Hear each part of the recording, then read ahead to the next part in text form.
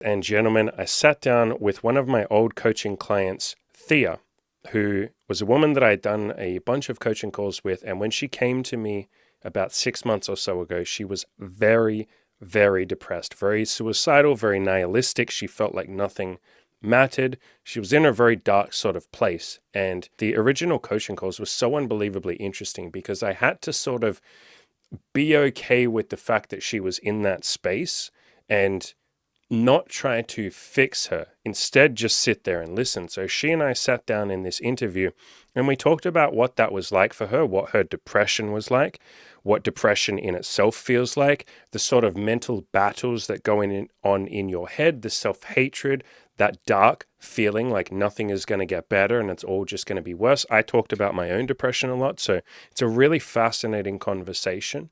I hope that you guys and girls enjoy it. I said at the end of the interview, and I'm going to say it again here at the start, if any of you are going through depression or you know someone who's going through depression, I will leave a link in the description below to a big article that I wrote that has a list of resources that you can reach out to and some help that you can get. I talked about my own depression in this article and how I overcame it, how I worked through it. It was sort of a slow, gradual process, but yeah, I want you to know that if you are depressed or you know someone who is, there is help available out there if you would like to take it. If you don't want to take it, that's your choice. I'm going to respect that. But yeah, I just want you to know that that help is there for you. Hope you guys and girls enjoy the conversation. I found it really fucking interesting. I hope you do too. Because I feel like people will want like an intro to you at the start and like your Yeah. journey and your story over the last like, when did we first start talking? Was it like I six think months ago? November of 2022 is when we had our first Yeah. session, and then we did another one in January, which I Mm. just got the courage to like listen to one of those for the Oh first my time. God, how I was that? Holy shit, like Holy listening to yourself. shit. Holy shit. I just listened to the first like 10 minutes, but like there's a clip of me at the beginning and like the look in my eyes. I'm just dead. I look dead. And Did you want to hug your past self? yeah, I Yeah, that's how I did. felt when I was sitting there talking to Yeah. you. And the voice, my voice, Yep. oh, just pain, so much pain. And Yes.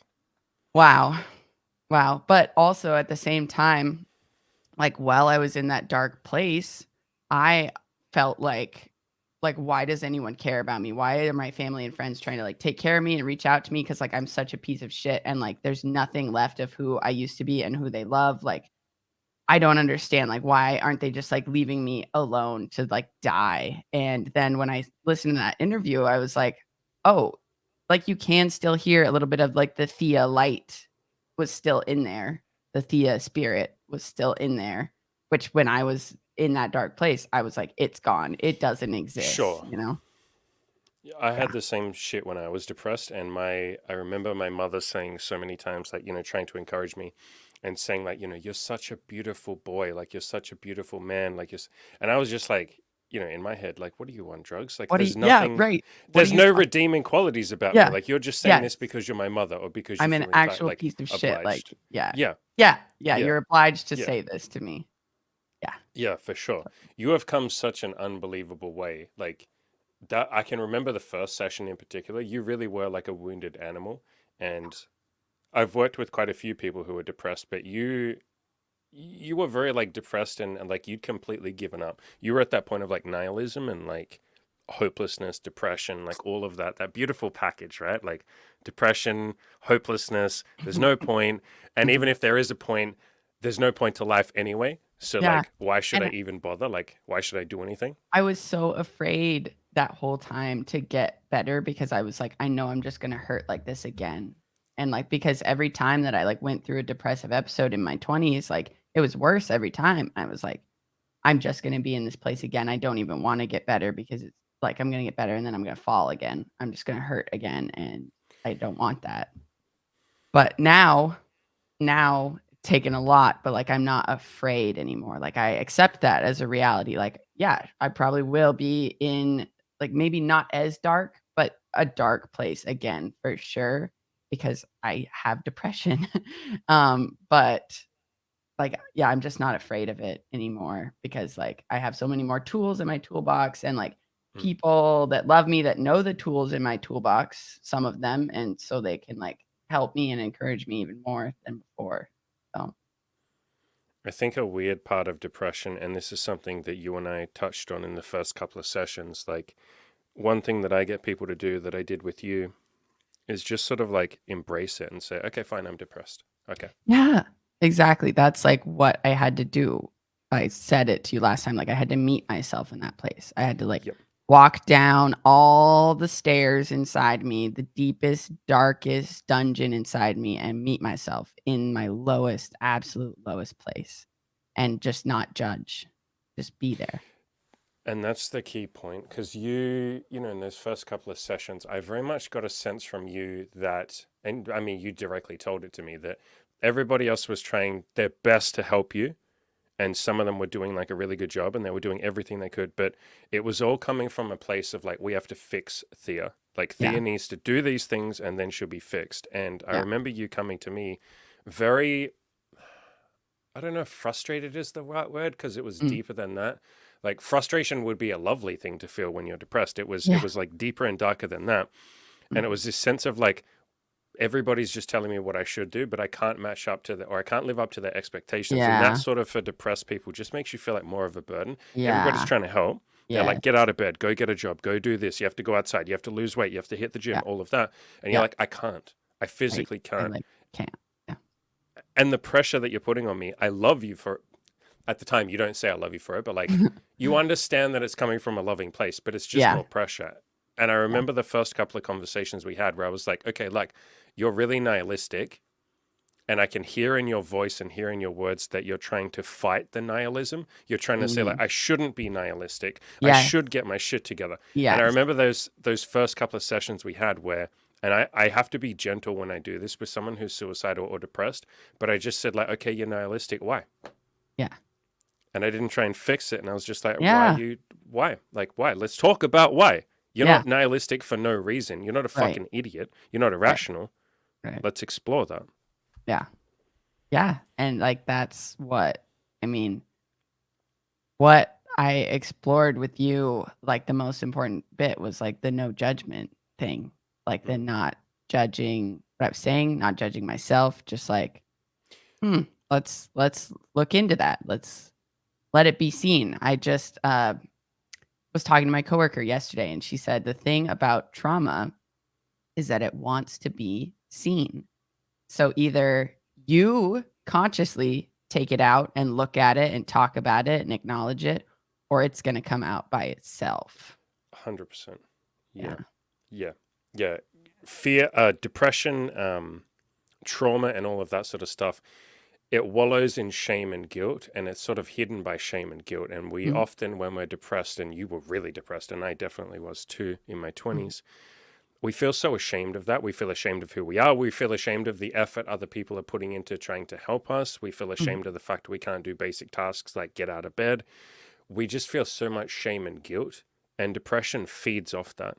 And part of the process of working through guilt or learning to process some of that shame and that depression is going, it's okay that you're depressed. And it's such a radical notion. And that's why I say I always try and be really gentle when I'm working with someone who's suicidal.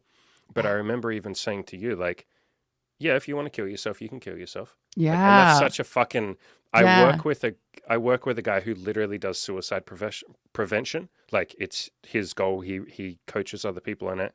And yeah, he really struggles with this one too, because he's like, how do I tell my staff that they simultaneously want to try and obviously help someone who's suicidal, but not put pressure on them and say, I don't want you to commit suicide. Because it's almost like if I sit there, and I had to do this before you and I sat down, and especially when you started telling me that you were nihilistic, that you were suicidal and all of that, I have to do a lot of internal work while I'm listening to you. And I have to go, look, Andy, put your shit aside, son. You don't want her to kill yourself. You don't have the fucking right to put that on her. Like, she's got everybody else putting that on her. And it's almost like if I sit there and say, how can I fix her? How can I stop her killing herself? I'm then becoming needy. I am now needing you to do something. And if you're depressed, it's like, I can't handle one more person needing me to fucking do something. So it's this weird catch-22 where I have to, in my mind, be okay with you wanting to kill yourself and be like, hey, that's your choice. You're an adult. I'm not going to put my shit on you. It's really interesting psychologically. Okay, so two things. First, I like we had a conversation last time when we talked. We talked a lot about pride and Mm. how pride is just like what it really is like uh uh, we see in other people like a reflection of things that like we're afraid of in ourselves or ashamed of. I've thought about that Insecurities and things so like that. Yeah. much since we talked last. Yeah, insecurities. Like you were following fat people around and and Let me just quickly interrupt. For anyone who doesn't know what the hell she just means there, I told you that I used to be so unbelievably horrible to people who were just even the slightest bit overweight. I wouldn't say anything to them, but mentally I would be, and I would like literally follow them around going like, like, fuck, this person is so fat, because I felt insecure because I had only just lost the weight. And I saw that part of, in those, overweight people, I would see that part of me that was like, fuck, I could go back. yeah, And so, yeah, to it's finish fear. your thought, yes. And so I basically trained it out of myself by following those overweight people around, going like, surely they have some redeeming qualities. Like, surely Yep. they are lovely people or something. I'd follow them around and watch them be nice to their kids and shit. And I was like, oh, fuck. Maybe I've been a judgmental prick by just saying, just because you're overweight, you're a bad person. So I've Mhm. done that with so many things. I've done that with women. I went through a period where I was Mm, like very anti-women, hated mhm, feminism, all of that stuff. And I was mhm, like, mhm, maybe I can look for the good in women. And mhm. obviously, yes, lots of women, lots of overweight people are lovely human beings. Yep, But yeah, sorry, I yep. interrupted. Continue your thought. Yep. Yeah. So, I mean, like with, let's see, like when I was talking to you about like depression, suicidal ideations, like, do you think that that was coming up for you, like your own like fear of that place, that darkness inside you, which of course always will live on Oh, you? good question. Okay, so I feel like it's far enough removed. I feel like Mhm, it's far enough removed because the last time I had a suicidal thought was during the COVID lockdowns, and that mhm, lasted about 15 minutes. mhm. Because, like you said, I had all the tools. I knew exactly what to do. The second it came Yep. into my head, I turned to my girlfriend and said, hey, I just had a suicidal thought. I texted my mum while Mm, my girlfriend was talking to me saying, are you okay? I was like, I'm okay. Just let me text my mum as well. Let me mhm. text my friend as well. I texted like 10 people and I'm like, okay, I'm fine. Before that, the last time I had a suicidal thought was when I was like, I don't know, like 23, 24. So it Mhm. just feels so far removed. But you're right that there is that part of you that knows exactly how it fucking feels. And so, yes, maybe through like empathy, if Mhm. you're sitting there feeling suicidal, I know exactly how that feels. I don't feel like it is so much a reflection on me, if you get what I'm saying, but it's, Yeah. yeah, and that's why it's tricky because I guess you do then empathize with the person and go, okay, I know exactly how they feel. I don't want them to do it because I know how that would feel for me. So to answer your Yeah. question, yeah, a little bit. Yeah, Yeah. yeah. And like I know like as a like a lean depressed as a person, um, like when I talk to other people that are depressed, it's like can pull me down that That will energy. happen less, I think, as you. I won't even say as you get further away from depression because I don't think that that is the answer, at least not for me and maybe Mhm. not for you. I feel like it's more like an integration of the self or fully embracing, Mhm. even that part of you. Carl Mhm. Jung talked a lot about embracing the shadow, maybe like the quote Mhm. darker parts of you. Yep. And I mean, that was basically how he helped you work through some of the depression and the nihilism Yeah. was like, just embrace it. Yeah, you're Yeah. depressed. Cool. What are we going Yeah. to do now? What's for Yeah. breakfast? Yeah. Like I work at a Christian organization and I've started having conversations with my coworkers about like yeah, I don't think that sin is like a thing. I think that we all have darkness inside of us and it will never go away. My coworkers was like, "Don't you think that you can like heal that stuff?" I was like, "No. No, we all have light and darkness inside of us always forever and the tool that religion uses is making you afraid of that darkness. And like not even just religion, like our culture makes us afraid of that darkness inside of us. Like repress Oh, that, repress it. yeah. Those are bad things, you know. You're a You need to bad fix person for that. even having that thought. Yeah. Yeah. Exactly.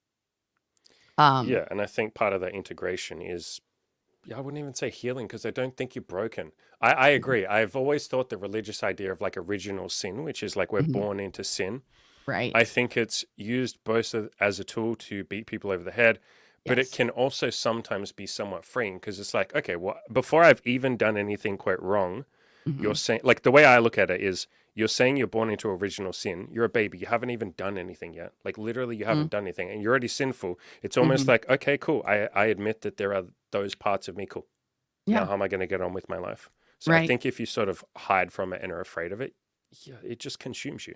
Yeah. And you like believe that those parts of you are evil and that's like the devil like trying to take you like I mean, I just feel like my devils are like inside of me. My demons are inside of me. They're part of me, you know. Like I heard them in my brain when I was depressed for like Yeah, me too. severely depressed for 8 months. They were screaming at me every day to kill myself. Like Yeah, yeah.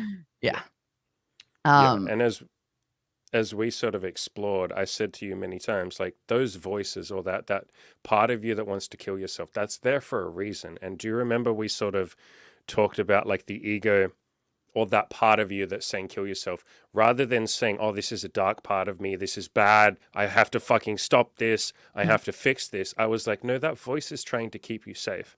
You are yeah. in so much pain, you are hurting so badly that your way out and the only way that you Mhm. can see to fix this is to Mhm. kill yourself. And Mhm. so you don't have to kill yourself. You can if you want to, but you don't have to. But that voice is basically doing everything it can to protect you. And Yep. it's run out of ideas, and that's Yep. just what it's saying next. But that is the part of you that's trying to keep you safe. It's not trying to hurt you. And I think often with depression, we see it as this bad thing. And I'm not saying I want everybody to be depressed, but we Mhm. see it as this evil, bad, dark cloud. And it's like, no, it's almost trying to keep you safe, just in Mhm. a really childish, maybe not so helpful way, but it is there Mhm. trying to keep you safe. Killing yourself Yeah. is the way out for some people. Right, that's it's just like it's trying to end the pain. It's like what Yes. people who are suicidal always say is like, "I don't want to die, but I want the pain to end." Yes. I don't want to Yeah. feel that burden. I don't want to feel that pain. That's how I felt. I didn't want to Yep. die. That's why I didn't, because I was too Yep. scared to do it. I would hold the Yep. knife by my wrist like so many times, and I'd be like, I wish I had Right. the fucking courage to do this. Like, Right. literally, I wish that I could just I take a would tell pill. myself that I was like a piece of shit because like I couldn't go buy the gun and do it. Like I you're would such hate a piece of myself for not shit. doing it. Yep. Yes. Yep. Yep. Yeah. What the fuck is wrong with you? Yeah. Yeah. And Why can't you it just just do it? feeds in. Yeah. Yeah. What are you, such a pussy? Like, your life is Yeah. so bad, just fucking end it. And it's like, no, because it's scary. And Mhm. so that part of you that wants to end yourself is just wanting to switch off the pain. And you're right. If I could have taken a pill, and I tried, God knows I tried. So did you. I tried with food. I absolutely tried with alcohol. I tried with pornography. I tried with cheating on, I had a girlfriend at the time, and I just tried having the most like horrible sex with people that were just like, I would meet them on Craigslist back when you could meet Mm. people through that, like literally the most sketchy, horrible shit with women that just clearly didn't like themselves either. And it was Mhm. just this like weird cycle of like self-abuse, and just I tried Yeah. everything I could to escape. Video Yes. games for a while. I Yes. watched anime for like a good 2 years where I would just watch like 10 hours a day. I tried TV shows, just everything to escape that pain. Yes. And I don't Everything. think, yeah, I don't think people that are suicidal, we can't really make a blanket statement, but I think a lot of the time, like you said, it is just, I want the fucking pain to stop. Mhm.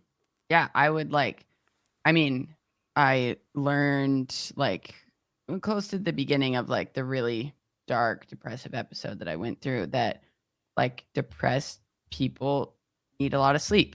They do. Like this advice was given to me by the guy who I did psychedelic assisted therapy with. He's like, so like if you're depressed and you feel tired, like just sleep. Like you need a lot of sleep if you're depressed. And so then I didn't beat myself up for sleeping so much anymore. I was like, I'm gonna take every opportunity I can to sleep because that's the only way to turn it off in my head. And then I would wake up from my nap and I'd be like, I wish I was still tired. I want to sleep more because it's Yeah, so loud. It's so loud in my head and I just want it to stop. that is a really interesting. I wish someone had told me that. I used to beat myself up for sleeping so much. Yeah. Yeah, I was like, you piece of shit, you're so yeah, lazy, get off the couch. Like, yeah, yeah. yeah. And it's part of that idea of like depressed people just, it becomes a depression can become a lens through which you view literally everything. So like Yeah. every little action that you do, you will just find a reason to beat yourself up for that. So like, Mhm. for instance, you might have a cup of tea right now and you're, pretty happy right now. You might have a cup of tea and be like, oh, I love cups of tea. But when you're depressed, that same act, which is just having a cup of tea, you'd be like, what the fuck is wrong with me? Why am I having a cup of tea? Fucking losers drink cups of tea. Like, why don't I do something cool? Why am I Yes. having a fucking cup of tea? Yeah. I'm wasting water. Like, Yeah. you just, Yes, everything is a tool to everything. beat yourself up. Everything. Yeah, and the most interesting, like, perspective on depression that I've come across is this article that was talking about new research they're doing on the theory of depression being an alternative state of consciousness. Like, if you're sleeping or, like, taking psychedelics, like, you Interesting. can access these other states of consciousness, and I was like, "That sounds so real." Number 1 reason why, because when I was that depressed, I experienced time differently. Like, time worked differently. 100%. 100%. Have I think I talked to you a lot, didn't I, about the map of consciousness, all the hierarchy of emotions? Yes. Yes, Yeah, and I I've did. talked to other people about it since, Yeah. and I've looked at it a lot, and I've been like, "I'm pretty sure I'm enlightened now, not gonna lie." I Because I feel looked like at a lot of, the full one, it's got, like, your God view on it too, and the God view of yes, and the enlightened different ways that you view is life and self, suffering in the and I'm universe like, and "Oh, stuff. Yeah. yeah, I'm enlightened." Yeah. Yeah. Yeah. Um what was I going to say? So just like in that map, and for anyone that doesn't know what we're talking about, I have videos on the channel. Just search for the word map of consciousness, and I've done quite a few bits of content on this. But depression can be, to go back to the map of consciousness, wherever you are on that map, like let's say you're just stuck in shame or guilt, like you're just, super depressed, you feel ashamed of who you are, you're ashamed of your actions, you feel guilty for being a burden. That's kind of what depression is, mixed in with a little bit of apathy and hopelessness and nothing I do matters, apathy, guilt, shame. Yep. When you're in that state, it really is a lens through which you see literally everything. And so you will literally view the world differently to the person who's in love, like, or the Yes. person who's walking around feeling just rational, like a stoic Yes. who's in reason. Like, Yes. literally, the entire world feels different. And I love that you called it a different, like, almost plane of existence, because I felt Yeah. like that too. I literally felt like, and even in my memories now, I swear to fucking God, and I would like put my hand on my heart and swear to this. Literally, it felt like the entire universe was different when I was depressed. And now I look back and it's like the same things that before I swore were like evil, dark, bad, Yep. suffering. Yeah. Now you're like, oh, that's beautiful. Like, Yes. and the Yes. entire plane of existence is different. And I Yes. think that's something that people who haven't been through depression or suicidal thoughts or like apathy, like dark times, I think there's sort of an idea of like, and they're trying to help, but they're like, just get over your depression. Like, come on, just be happier. You Mhm. have to understand the person Yeah, is think happy literally in a different thoughts. plane of existence. Yeah. Think happy thoughts. Yeah, that's a big one, isn't it? It's like just don't be so negative. And it Mhm. really does feel like you're in a different plane of existence. And you Yeah. can almost see that other people are in a different state. You can see Yes. that they're happy. You I can see totally that they get go it. to their job and like it. You go to the Mhm. job and you're like, I can't fucking do this. I have I to know. quit or I have I to get was, fired. like, constantly questioning, like, the people around me. I was like, "How do you do it? How do you do this every day without, like, wanting to kill yourself? Like, this seems horrible. Like, your job, your marriage, your all like, how?" I, like, asked my mom at one point, like, she was wearing something special for work because it was, like, a holiday. It was Christmas, and I was like, Hmm. "Why even care? Like, why Yeah, even put in Christmas the effort? doesn't matter. Why Why are you doesn't bothering? matter?" Yeah, and Christmas is my favorite holiday, I'll have you know, but this year I was like, "No Christmas. Absolutely no Christmas." Yeah, and it's really hard to relate. And that's what we're talking about there is a concept called solipsism, which is Mhm. where it's hard to see outside of your own reality. You can learn to see outside of your own reality, but when you're depressed, all you can see is depression. And for people who maybe haven't been through depression and haven't really thought about it or talked to people who are depressed or like, they know someone and they come to understand, Mhm. you really almost can't understand the depressed person.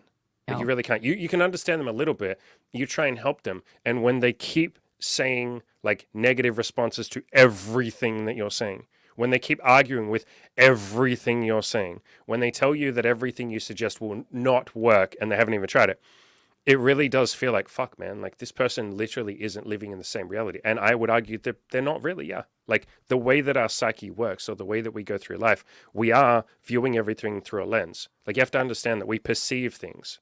Like it could be raining right now and I could perceive that as good if I'm a farmer who needs it to water my crops. Or if Mhm. I'm a person whose wedding it was today and I had an outside wedding, I will say that's a bad thing. That rain Yeah, sucks. It's the right. same event, but we both have a very different emotional reaction to it. We literally see it differently. And Mhm. that's just playing out millions of times a day with everything that's going on around you. And so, Byron Katie, who's one of my favorite authors, says, like, we've never really met anyone. Like, you never actually meet someone.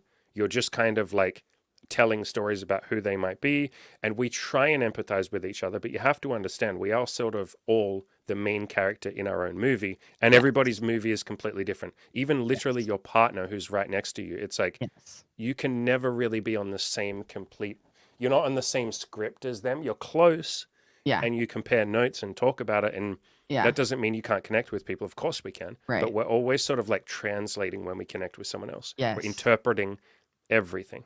I definitely see it even just like in sharing music with people. Like I'm like, "Oh, Yeah. this song," and but they're experiencing it differently.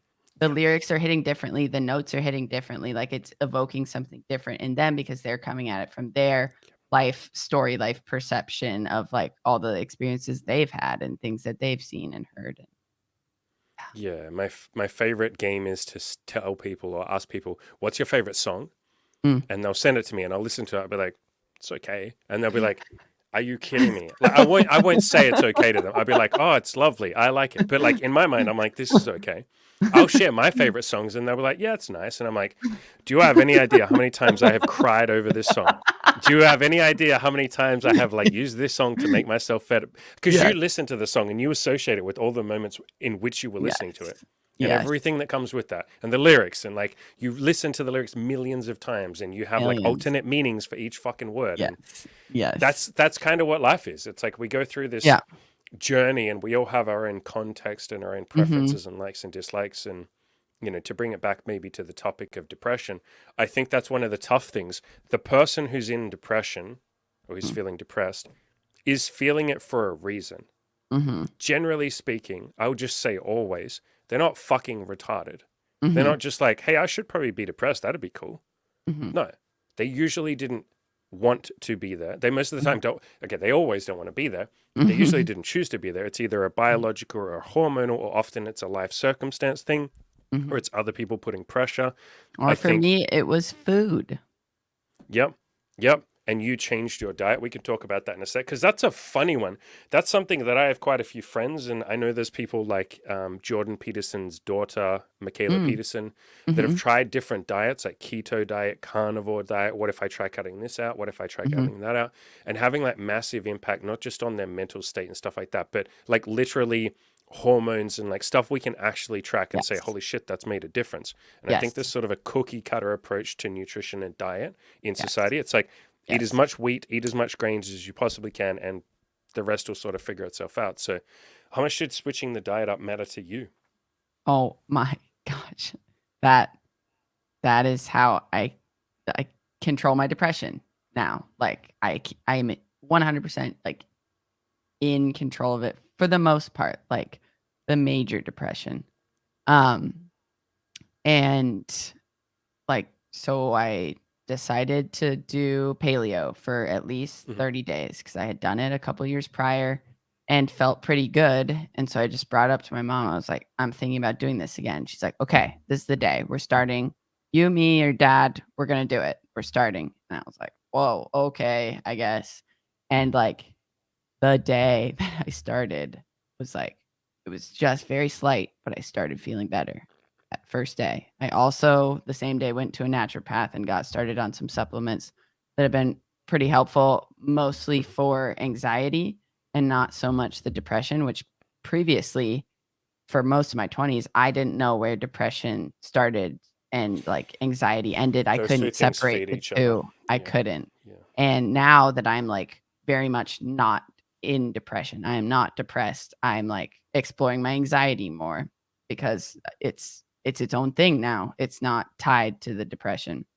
So the supplements help with that, but the food, so paleo is no wheat, no sugar, no dairy, no alcohol, no legumes. And yeah, the dairy and the gluten do mess with my stomach, but the sugar, I can feel it now. Like if I eat sugar, especially like really processed sugar, like if I eat an Oreo, I can feel it in like 10 to 30 minutes. It'll start like the cloud of depression, the Yeah. cloud of negative thoughts moves into my brain and I can feel it. Like, and it's scary. Depression is scary because it can be so subtle. You're just thinking thoughts, but they've got this negative edge to them and they just creep in there. Mm. And so I've noticed that like if I eat something homemade that's got just like white sugar in it, that doesn't affect me as much as like if I eat something store-bought processed with that processed shit in there, sugar, like Oreos or whatever, cookies, stuff like that that's from the store. But I can eat as much fruit as I want. I can eat as much honey as I want. Like endless amounts of honey doesn't affect me even a little bit.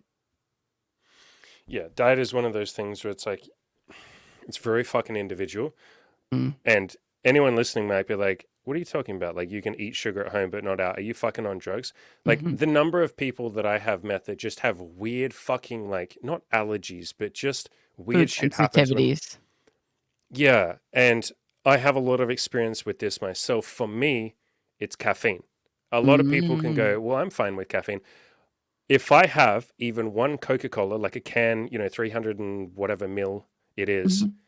if I have one, I crash like an hour later. And you might say, like, oh, crash. Yeah, everyone crashes after caffeine. No, no, no, no, no. To the point where I literally can't think and I have to lay on the couch. Like, literally, I'm like retarded brain fog. And it took With me a coffee long time. too? With Yes, coffee too. every caffeine, anything caffeine, to the point where I can Tea, have something that has, coffee, yes, all that. I can have something that has caffeine in it. And if I don't know it's in there, like an hour later, I'll say, fuck, do you think that they screwed my order up when I ordered a decaf coffee at This that is me with cafe? Like, sugar. Me with sugar. yeah. And I will sometimes even go back and ask and say, hey, did you guys have decaf when I asked for that? And they're like, oh, shit, sorry, we don't have decaf. So we just gave you regular coffee. And it's like, fucking hell, that's You right. just fucked And me. so, You just fucked yeah, me. yeah, like to the point where I literally can't think for the rest of the day. And it's something that I've Wow. had to sort of Wow. get out of my diet because I fucking love coffee. And I Yeah. love the stimulant of caffeine because I get Yeah. the stimulant and then I just nosedive down. And Wow. so people do have food sensitivities. I have a friend who just literally breaks out like red face, like rosacea, I think they call it. Mhm. His face goes red when he eats like weird vegetables, just random weird vegetables. My bodybuilding coach has said the same thing. He's like, I can't go near onion or garlic because it just ruins my stomach. Like literally, I'll just be Wow. gassy. I'll feel like throwing up. And the average person has never really played around with different, like, what if I eliminate this? What if I try not eating that? What Yes. if I I go to call this? them So you don't notice. food experiments that I do on myself. And so you'd never know. Mhm. You'd just go, well, this is how I always feel. The same, I can say the same with sleep. Like the average person doesn't get good sleep, and that Mhm. absolutely feeds into depression and anxiety. But they don't get good sleep and they don't realize how bad their sleep is. They've Mhm. never tried not drinking before the bed, so they don't know that alcohol is affecting their sleep. They'll Yes. have a Or coffee at 6 or p.m. weed too. Weed definitely affects. Weed is a big Yeah. one. Yep. Yeah. Yep. And But people will say, but it helps me sleep. it helps you relax, but your sleep is definitely more terrible. It makes it harder to fall asleep, and then your Hmm. sleep is not as deep when you do sleep. Same And as alcohol. yeah, I've like gone so hardcore in my sleep experimenting that no alarm. I will never like use an alarm again. I'm never going to use an alarm ever again. Same thing. Oh, Yep. thank you, 100%. Andy. I've 100%. never met 100%. another person that's like, yes. Oh, I sleep so much better if I don't have an Yep. alarm because I'm not And anxious. you don't have the fucking anxiety. That's what I was going to Yes. say. Yep. Yes. Yep. Yes. Oh shit, it's It's 10 p.m. and I magical. have to get up at 6 a.m. Yeah. Fuck. Oh my God, now it's 10:30. Oh my God, now Yeah. it's 11. Whereas if you Yeah. just go, I'll wake up when I wake up, Yes. then you Yes. wake up when you wake up. Yes. And And also, I you can sort of do the reverse of that. And and it took me a while to do this. Be okay if you sometimes wake up early. Like I've had Yeah. mornings where I wake up at like 3:30 a.m. and I Yep. just don't feel like going back to sleep. And in the Yep. past, I'd be like, fuck, but I only got 7 hours sleep. This is not good enough. Oh my God, I'm going to have a bad day. And then I would Yep. have a bad day. Yep. Yep. Yeah.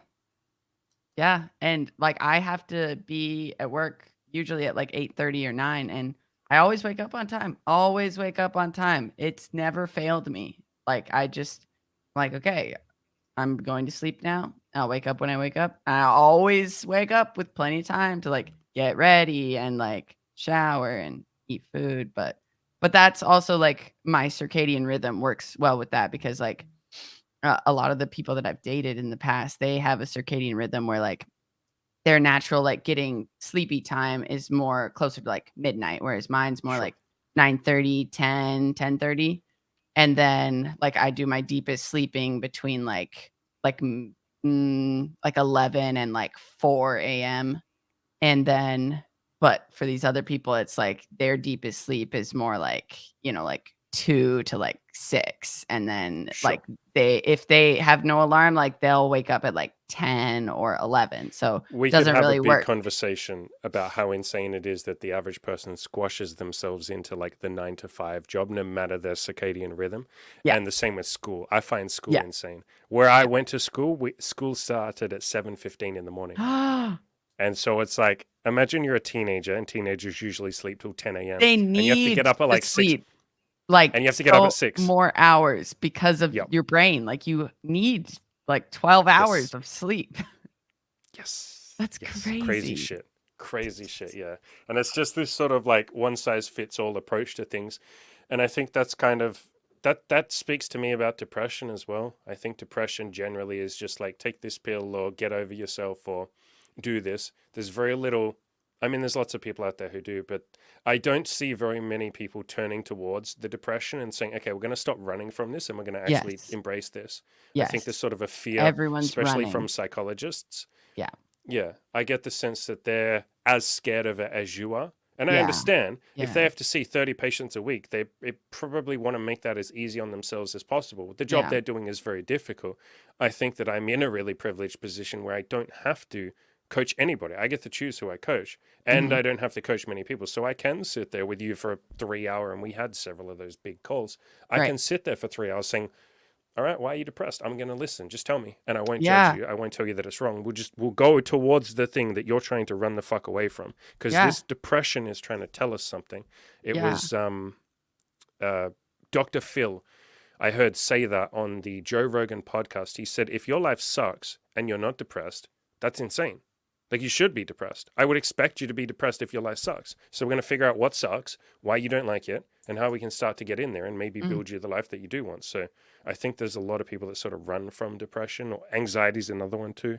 Yeah, Let's medicate that, get rid of that. It's like, yeah, why? It's trying to tell you something. yeah, like, it was huge for me when, like, that first call, you were like, "I'll sit here with you for 3, 4 hours, and we can just talk about this," whereas, like, I'd been seeing a therapist that I love for years, but our sessions were only an hour. Like, sometimes I Yeah, it's definitely so wanted to talk hard to go more, deep. and it was, Yeah. like, 1 hour once a week. Sometimes I upped it to, like, 2 times a week, so I was like, "I have so much shit coming up right now. I have so much I wanna talk about," but even still, it's just 1 hour, you know? And then, like, my anxiety is, like, kicking in the whole time. I'm like, "Okay, how much," like, I this deep thing is coming up, like, am I gonna just, like, spill this out? And then she's gonna be like, "Okay, see you next week." Like, that happened a few times, and it sucks. Like, my next week Yeah.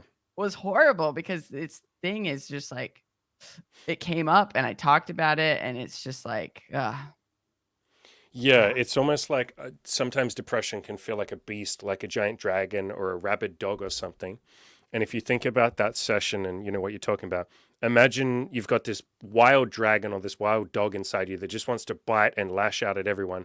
And it's like 45 minutes into the session, and that dog or that beast comes out, and you're like, all right, fuck it. This is what's been on my mind. You say it, Mm, and then you've got 15 minutes to try and like calm that dog or that beast down, and it's mhm. probably not going to happen in 15 minutes. So you know the counselor or the psychologist says, look, I'm really sorry, I wish we could stay here. Genuinely I do, and I have no animosity towards psychologists.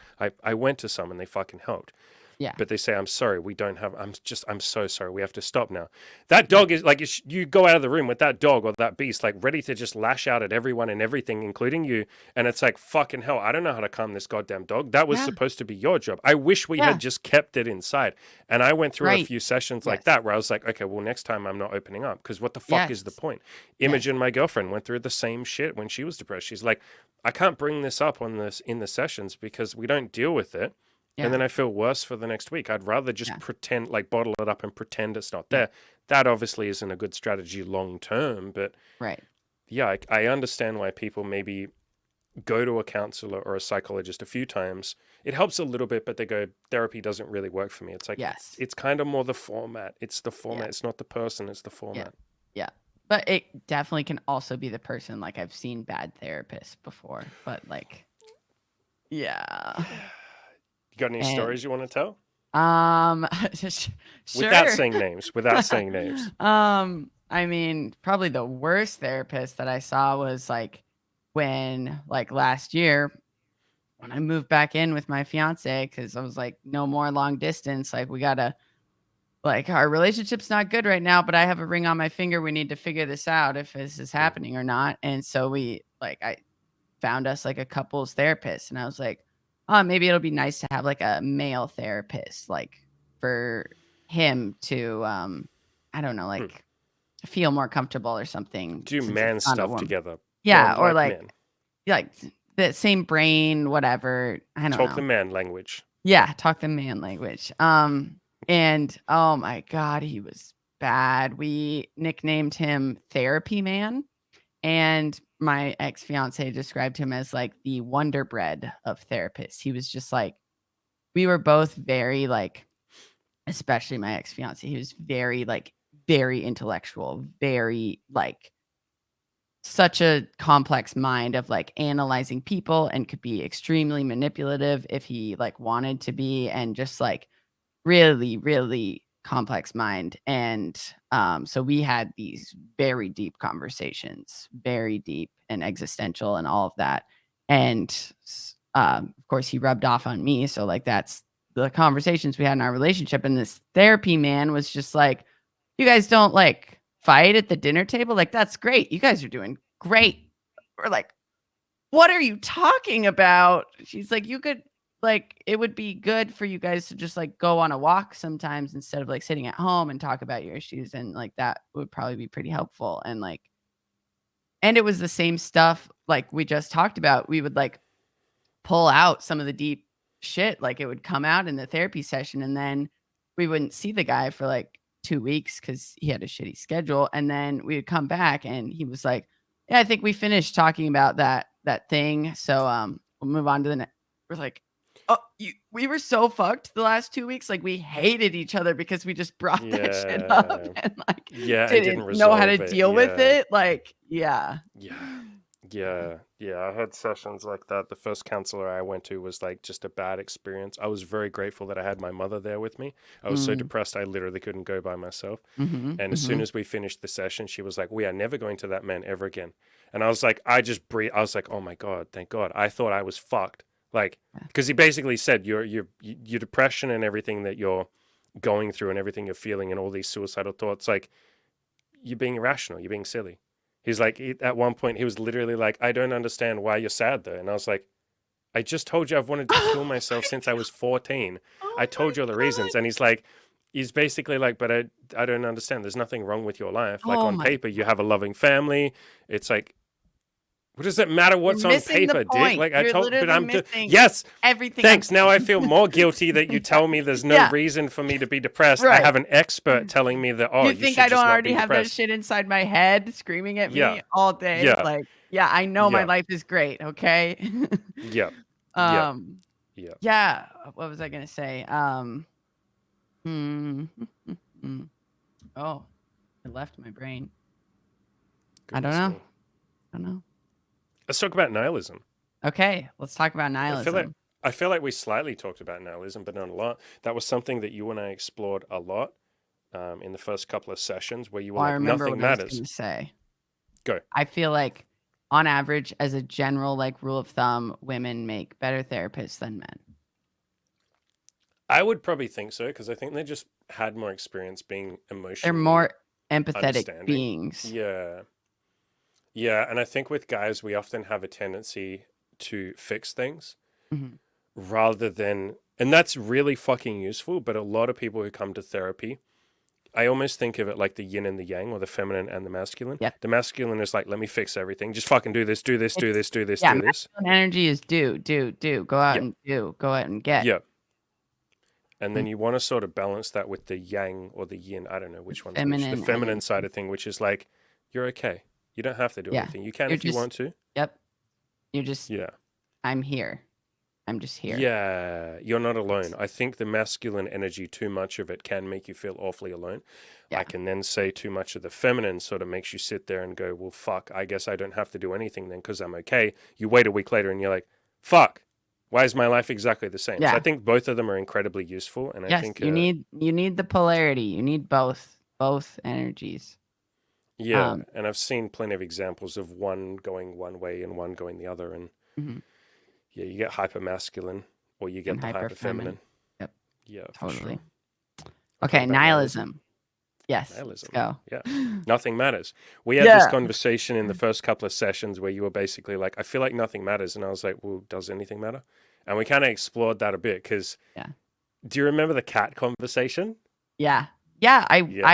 I felt at that point I felt like I was being such a poor cat parent to my two cats because I just spent the last year and a half, 2 years, 3 years, like, moving them from place to place. We were never really, like, rooted, and, like, I, like they weren't going outside as much as, like, maybe they wanted to go outside, and I was like, "I'm just such a bad cat parent. I love these cats, but I want to take them to the shelter so that they Yeah. can live in a more loving family and have a better caretaker than me. I'm just a shit cat parent." And, yeah, you were like you just kind of, like, met me in those thoughts, and you were like, "Well, let's talk about that, like, what do you do for them?"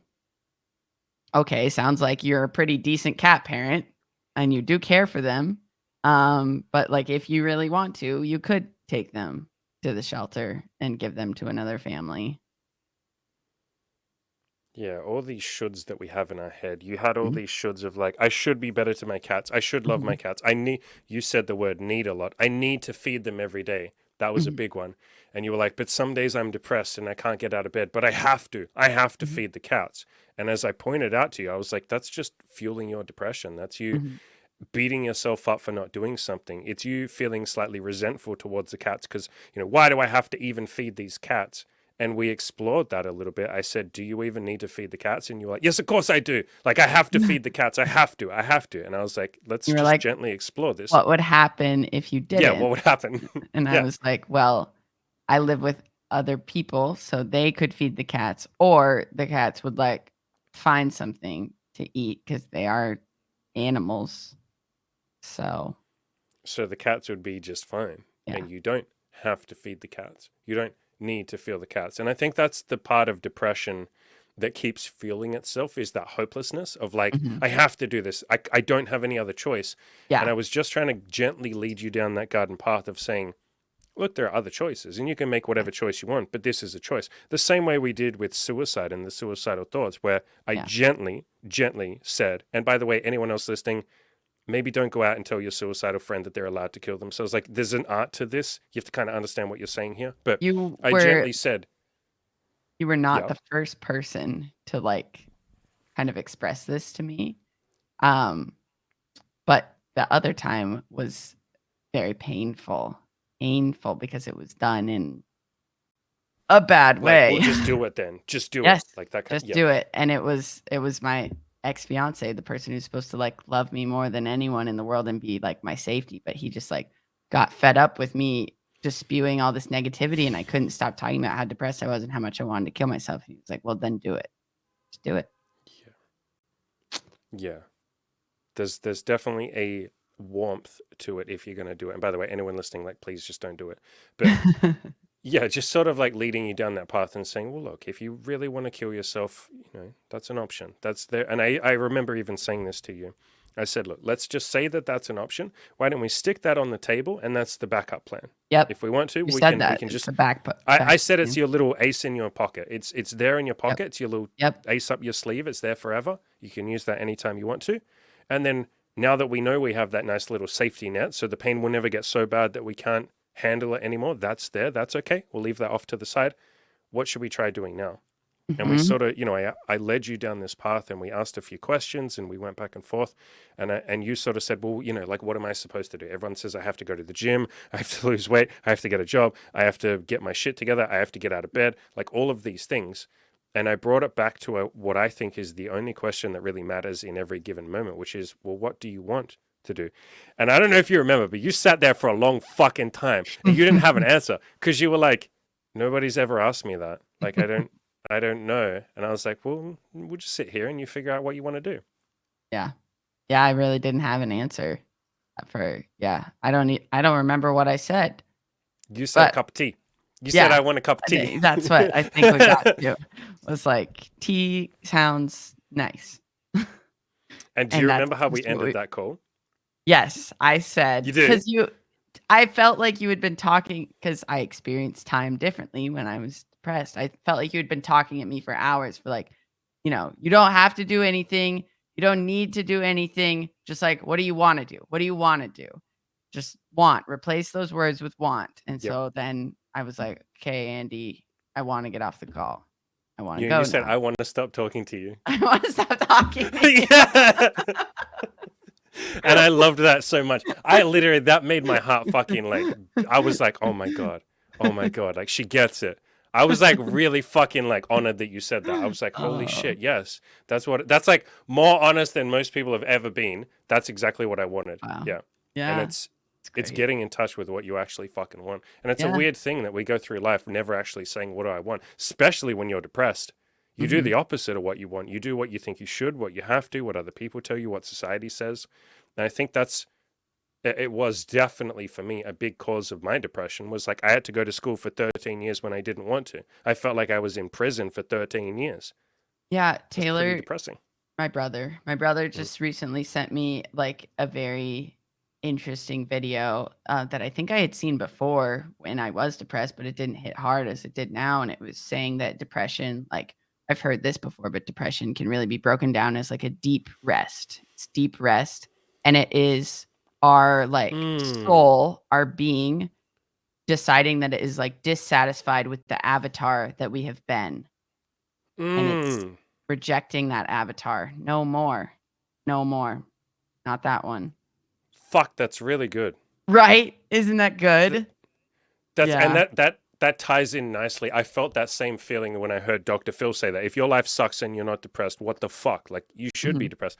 Yeah, it's deep rest. It's a deep dissatisfaction. It's almost like your soul is saying, look, enough is enough. Yeah. Like, I'm going to crawl into a fucking hole, a pit of depression and all of that, because then now I have a reason not to go and do this stupid job that I don't want to fucking do, or hang out with my stupid ass friends. And nothing against the friends, but I just want to fucking break. That's definitely how I felt. I was like, I just want to hurt because I'm sick of keeping that shit inside. I want to self-medicate. I want to feel like shit because I don't think it's okay that I go to school for 13 years when I don't want to. That feels like child abuse. And some people love school. I'll make that clear. Like, I don't think school in itself is bad. But for me, I was like, this isn't okay. Yeah.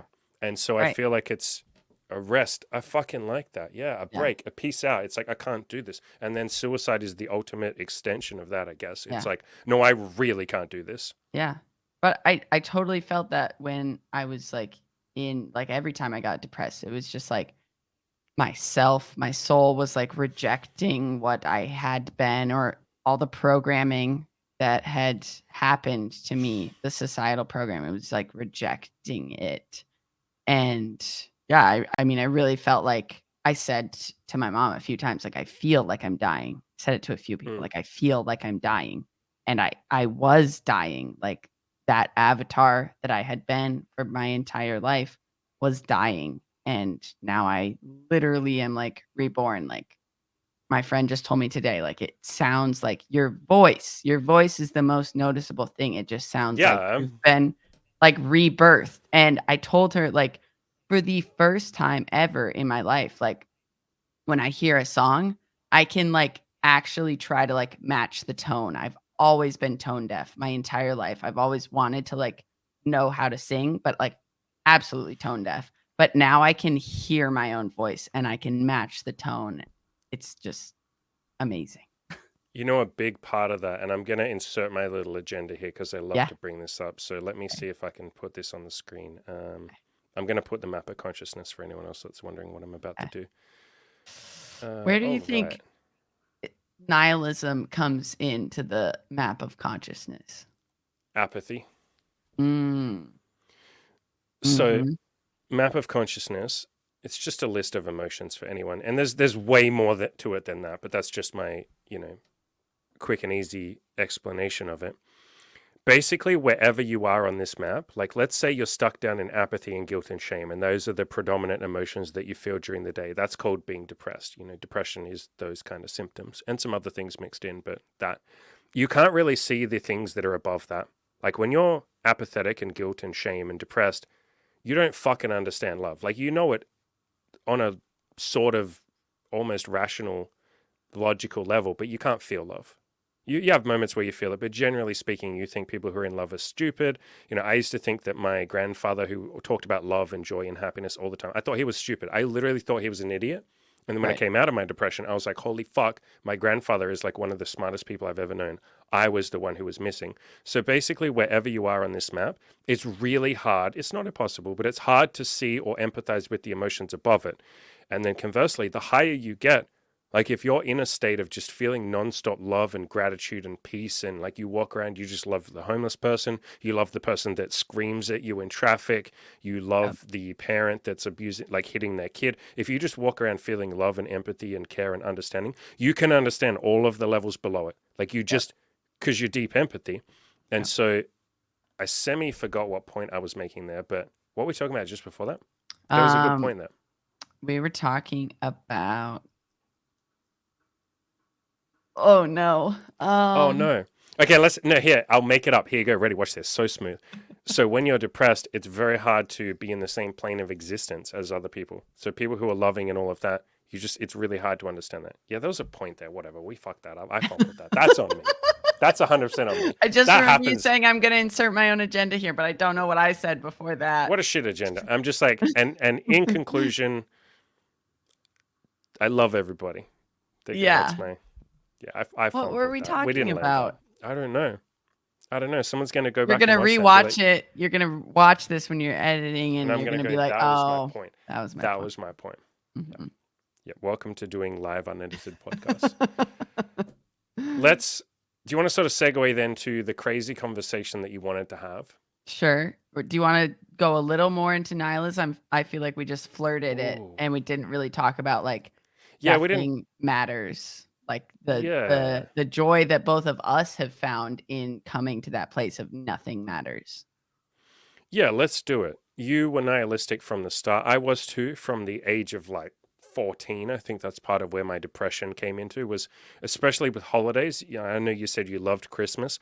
The way Mhm. that you felt when you were depressed, the way you felt about Christmas was how I always felt about Christmas until Mhm. like really recently. And I don't love Christmas. But I understand it now. I love it. I Mhm. understand it. I don't usually celebrate it super hard just because Mhm. my family is so far away from me. But Mhm. yeah, I used to like look at holidays and all of that and just be like, what's the point? We're all going to die. Like, you're all stupid. I would look at religion and be like, you're all fucking idiots. I'd look at atheists and be like, well, you're idiots too. I just didn't see a point in anything, like literally anything. And when Mhm. you feel that way, often then the next sentence out of your mouth is, so therefore, that's why I'm depressed. Or like, so Yep. therefore, what's the point in being happy? So therefore, why Yep. even do anything? Why Yep. have goals? Why have achievements? It's all for nothing. It's all stupid. Do you Yep. want to sort of talk through, because you obviously felt like that. Do you want to Yep. talk through the transition from that to like where you are now? Because now you clearly Yeah. have goals. You have shit you care about. Like you're clearly Yeah. passionate about things. Yeah. What switched? Because you're still nihilistic, and so Yes. am I. Yes. But why are Yes. you happily nihilistic?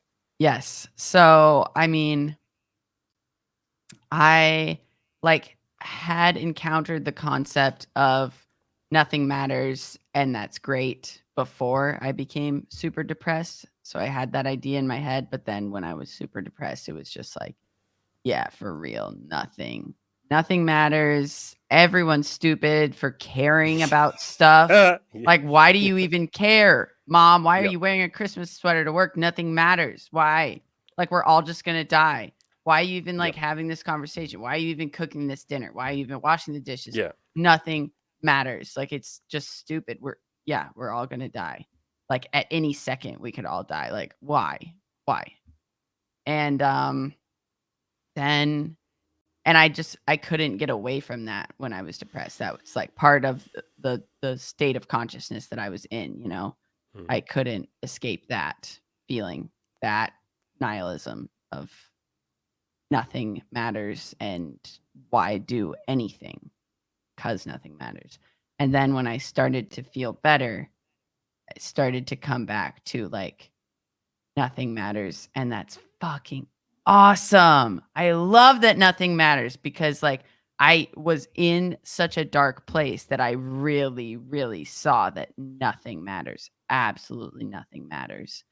And so then coming out of that experience, I was like, well, first of all, nothing can be worse than what I just experienced. Nothing can be Yeah. worse than that. Yeah.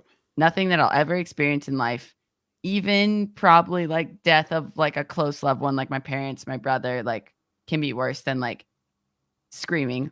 The voice of my ex-fiance screaming in my head for Mm. like the entire day that I'm a piece of shit and I should die. And I'm also a piece of shit for not getting better and all of this. Like that evil voice in my head for most of the time was his voice, and that was the worst part of the whole bit.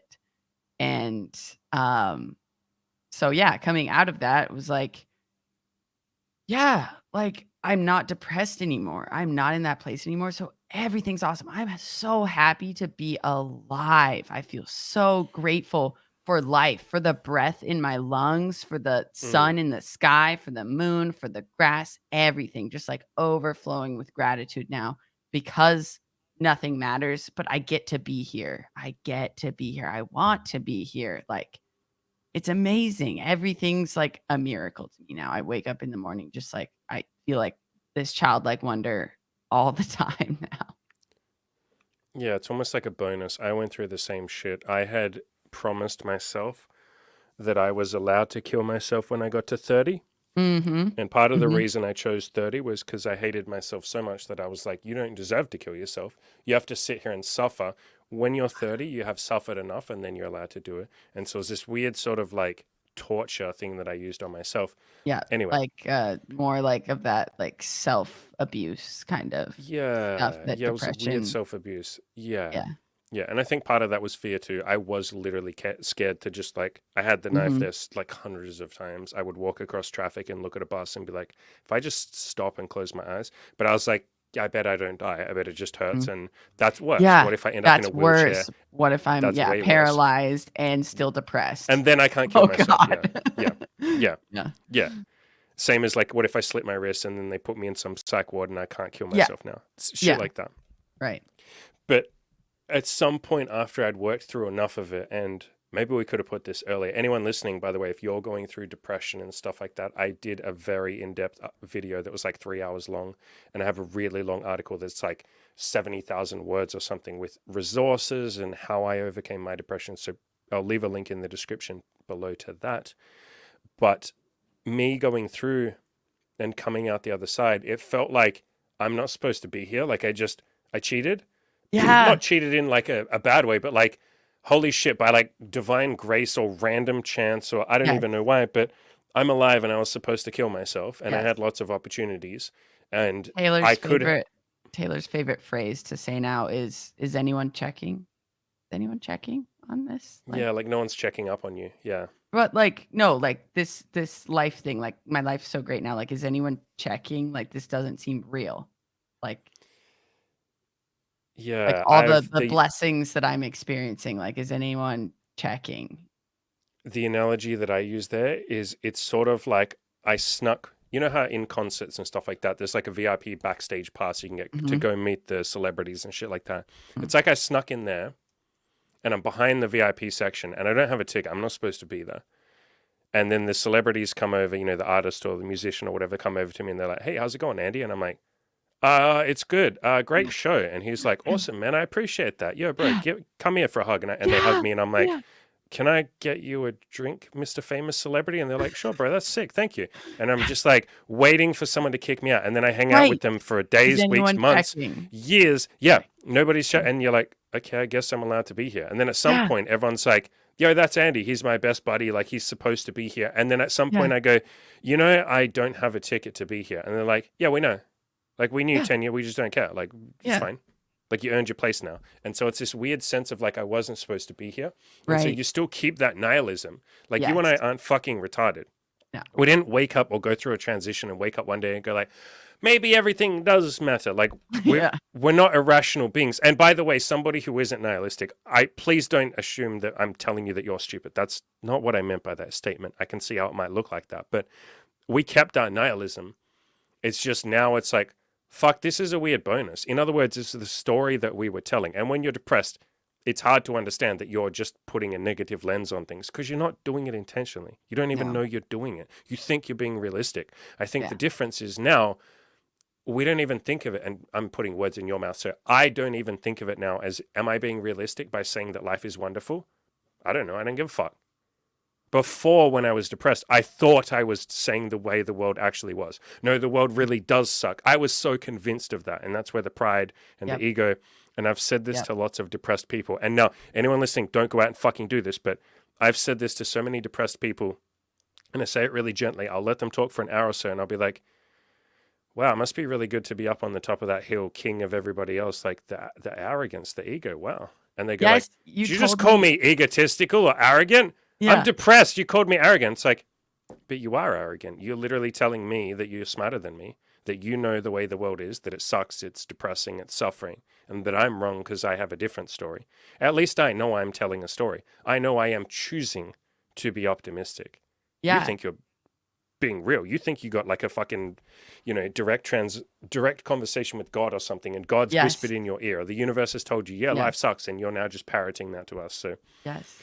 yeah, I think You I did tell you that you the told arrogance. me that I like needed to humble myself because I said it I gently. Let's fucking yes. add the caveat. Yes. Anyone listening, Yes. please don't tell your depressed friend that they're fucking arrogant. Like, please don't say that. You said that like you were like, "Oh, you just believe that you're like a god or something because you're like I should be better. I should be happy. I should like not be depressed. Like I shouldn't feel this way."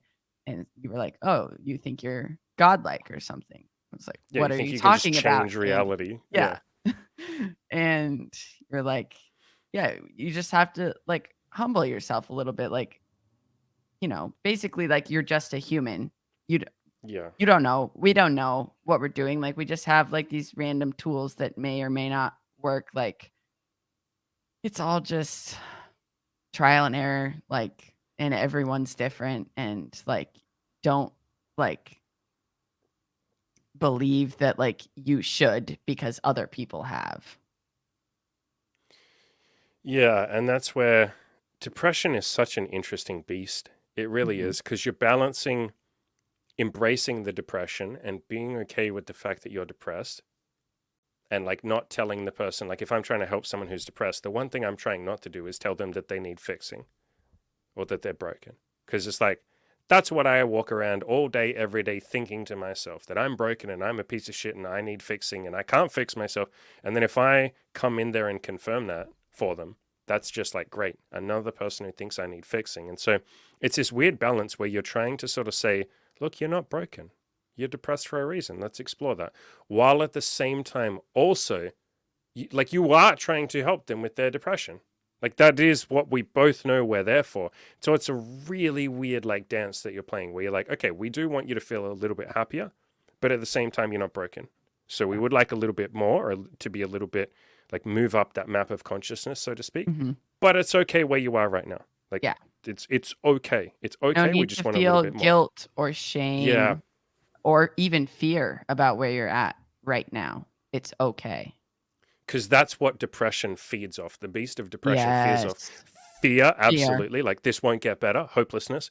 Mhm. Apathy. Like, what's even the point? Shame. Like, I'm a piece of shit. I'm a burden. Guilt. Like, I'm wasting everybody's time. I'm wasting this guy's time. Like, I'm such a yeah, burden. it's Yeah, it's a depression is such a like it's so many things all at once, and that's why I completely understand why someone who's never been through depression just doesn't get it Doesn't. and will clumsily say, just go get a job. Come on, man, just hit the Yeah. gym. Come on, just you got to lift some weights and you'll feel better. Yeah. And Just think sometimes that happy works. thoughts. Just think happy That's another one. thoughts. That's another one. And funnily enough, you say that. That is actually how I worked through my depression. But Yeah, but you there did was like, an art to it. yeah, it's Yeah, like it's not. positivity mindset work, not just Yeah, like, isn't it stop nice being that there's depressed. a sun in the sky? Doesn't that make you feel happy? No, it doesn't make Yeah, I me feel fucking hate the sun. happy. It's too hot. It sucks. Yeah, Yeah. it shouldn't be there. It's the Why worst. is It's it there? probably gonna kill us. Like, it could just, like, come barreling at the earth and, It's like, going to kill give us. me skin cancer. My Yeah. grandfather died of skin cancer. So thanks for reminding me about that. Like, Yeah. yeah, that is depression. It's such a, and I think that's why if I ever sit down, like I did with you or other people that I've sat down with to help them with depression, and really I like to say, it's not even helping them with depression. It's in my mind, I'm like, I'm just going to listen. And that Mhm. is like the little pep talk I give myself. And I gave it to myself every time I sat down with you. I was like, I don't have to fix her. I just have to love her. I'm just going Mhm. to listen. Like literally, I'm just there to listen. And you take all the pressure off yourself. And so if anyone else does have a friend out there who's depressed, probably I'd recommend you gently encourage them to go and talk to someone who can handle this and stuff like that. But probably the nicest thing you can do is just say, I'm here. Like, I don't know how to fix this. You can even say that. I don't fucking Yeah, know how to solve your problems. I call it holding space. You just hold Yeah, holding space space. for that person. I got a friend who uses that phrase all the time. It's like, just be there. Yo, I'm here. Mhm. I'm here. I don't know what to do. I don't know if me listening will help, but I'll listen to your words. And Yeah. don't put the pressure on yourself to say something or say the No, right thing or no, fix it, because that's when it's no. like you just end up trying too hard. And depressed people, you have to understand, depressed people are very good at battles. Like, Yeah. depressed people, that's why I say arrogance sometimes, gently. Like, Yes, depressed right. people are the best debaters in the entire planet. Yes. Nothing you say will defeat them. No. Nothing. Nothing. You could give them all the evidence in the world and they'll be like, that evidence sucks. And you're like, Yeah. what the fuck? Like, I find this sometimes too.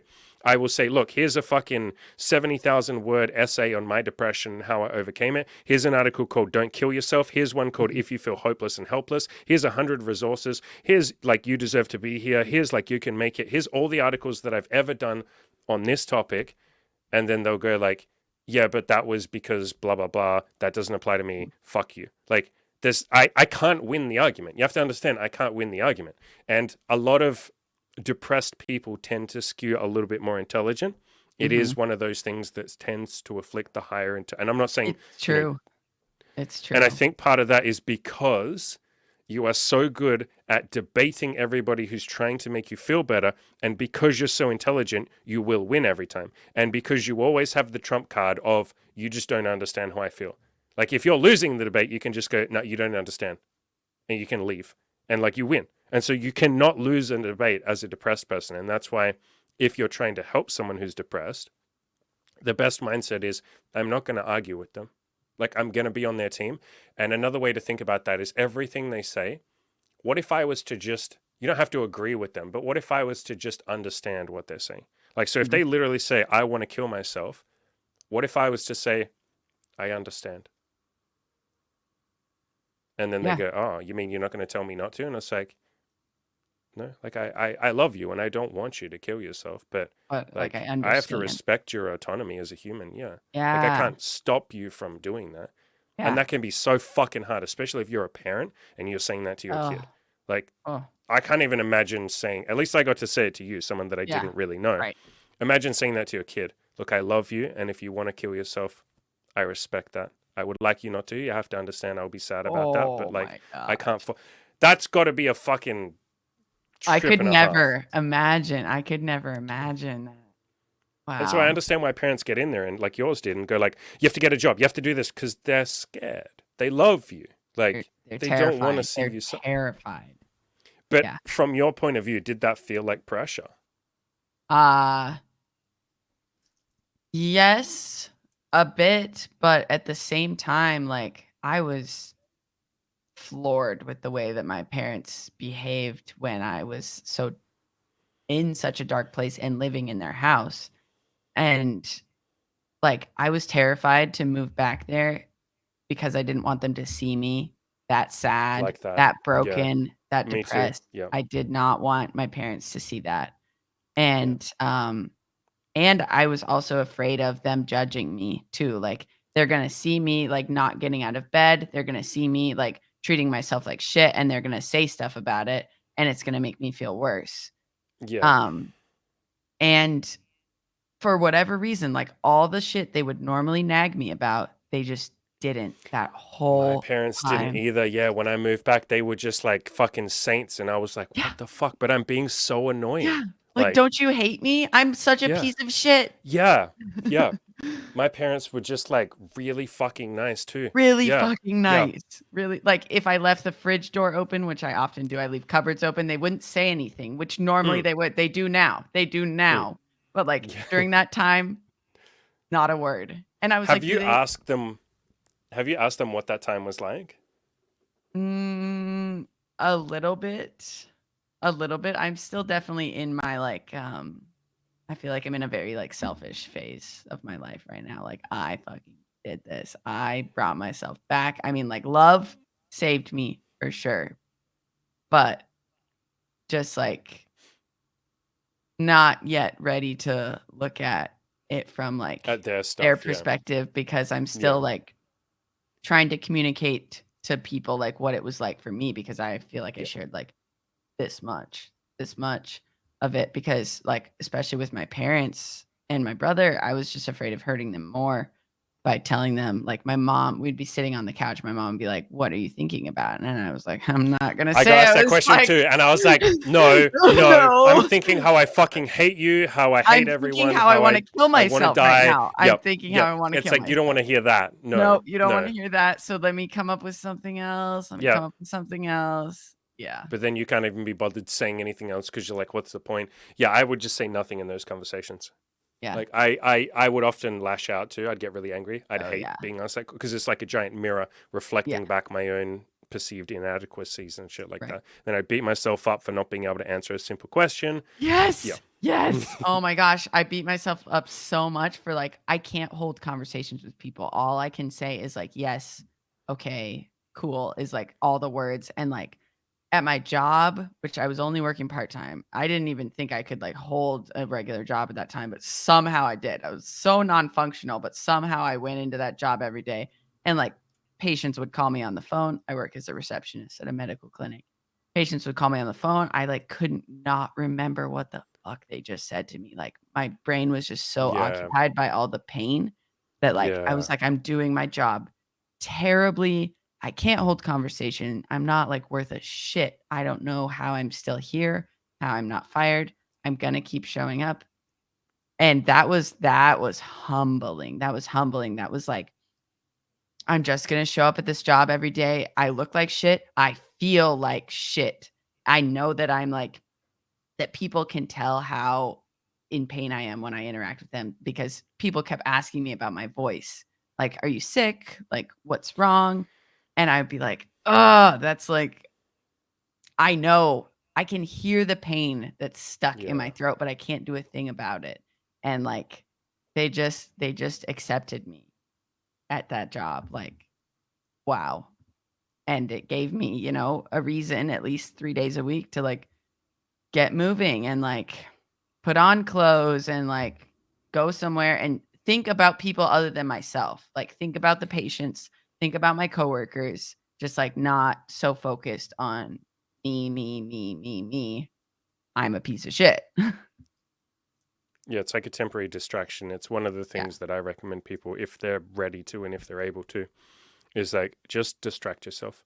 I Mm. say the same thing with grief and don't do it in an unhealthy way, but like do it in healthy ways. Like I'm going to go to a job, even if that's just part time, one time a week, volunteer. I'm going to spend time with my friends. If I don't have friends, I'll go sit in a park. Like just, it was those little distractions from the pain that got me Yeah. through as well. And for me, it was my parents gave me a big list of like to do list, like a chore list. And they'd be like, you have to wash the dishes. And I'd be like crying into the sink. And like, they'd be like, you have to go mow the lawn.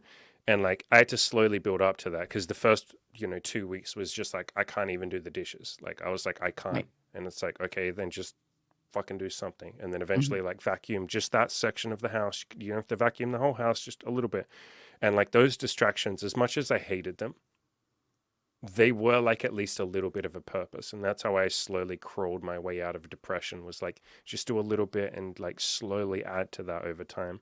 Second thing I'll say is, if somebody is feeling depressed, like if you have a friend who's depressed, and as you listen to this, don't underestimate the value of just a little bit of kindness. Like you, as you said before, the people at your workplace, them just being nice to you, and your family being nice to you, and my parents being nice to me, that fucking, like, I don't know what happens if our parents were shit to us and other Yeah. people were shit to us. Like, I I don't fucking know. I don't know. Every time that I was, like, literally making a plan, like, this is when I'm gonna kill myself, how I'm gonna kill myself, where I'm gonna kill myself, like, the Did you do the things. thing where you'd like, I'm gonna wait and see how today goes? Yeah.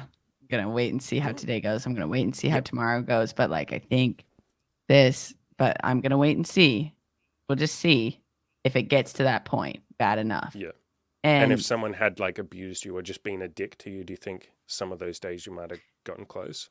yeah, maybe, but, like, the thought that always, like, pulled me back from, like, doing it, moving through, driving to the place where I was gonna do it, and, like, filling that bathtub and plugging in that fucking toaster, was, just thinking about, like, the reaction of my parents, because 'cause I've heard a lot of times, suicide doesn't end the pain, it just, like, extends it to more people. It has, like, a Yeah, ripple spreads it effect, out. Yeah. and, like, I did, like, when I was 12, like, my uncle did commit suicide, so I saw Mhm. that the pain just kinda, like, even multiplied a little bit, you know?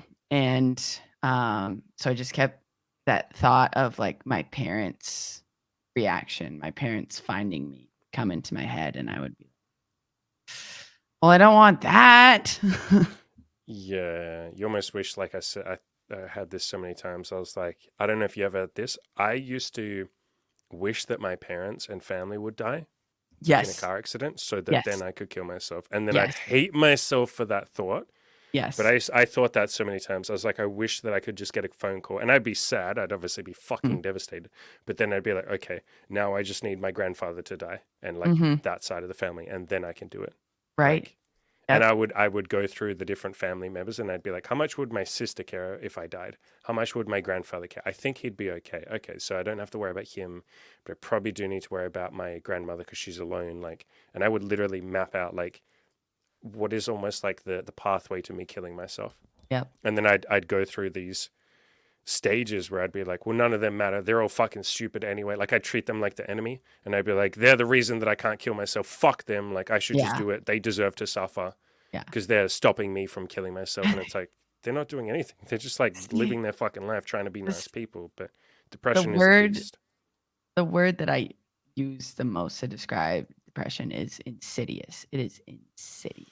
Infectious, like it's in everything. Yeah, And it's yeah. dark and it's evil and it's tricky and it just is like And it manipulative. lies to you. It tells you lies, and you believe the lies. Yes. Yeah. Yeah, everybody's out to get you. And that's like, well, that's not true. Everybody's busy doing their own shit. Yeah. But when you're Like the depressed, conversation you had with your dad in the restaurant when you were like, everyone's oh looking at yeah, me. yeah. And looking back, it's like, and I've had this conversation with other people. It comes up the most when someone says, "Look, I want to go and talk to that cute girl over there in the cafe," but everybody's gonna look, and it's like, bro, everybody's busy. Nobody gives a fuck if you go and say, "Hi, you're cute. Fuck. Can I sit here with you?" Like Yeah. literally, if anyone does see, they'll be like, "Oh, isn't that adorable? That's nice. I Yeah. hope that they become boyfriend and girlfriend and get married." Like no, Yeah. but yeah. So for the full context, I was sitting. This was when I had just told my parent, or they'd found out about my depression and all of that. I was sitting in a restaurant or a cafe with my dad, and I was like deeply agoraphobic and like fucking delusional and paranoid and all of that. And I was looking around, going like, "Fuck, everyone's looking." I was like looking around a lot, and my dad was like, "What are you doing?" And I was like, just really uncomfortable, like watching everyone to see who was looking at me, like who knew that I was a dirty piece of shit and I deserved to die. And I was convinced that they were talking about me. Like that's another part of the depression for me. I became so paranoid that like everyone was talking about me. And I said like, everyone's talking about me. And he like, turned around and like looked at everybody and was like, And then he just turned back to me and he was like, Andrew, which is what he calls me when he's being serious, Andrew, nobody gives a shit about you. And he was someone that never swore. And so that hit me like a ton of bricks. And then I kind of looked around and yeah, everybody's eating their fucking breakfast because they're busy. But that's what we talk about when we say like depression, like deep depression.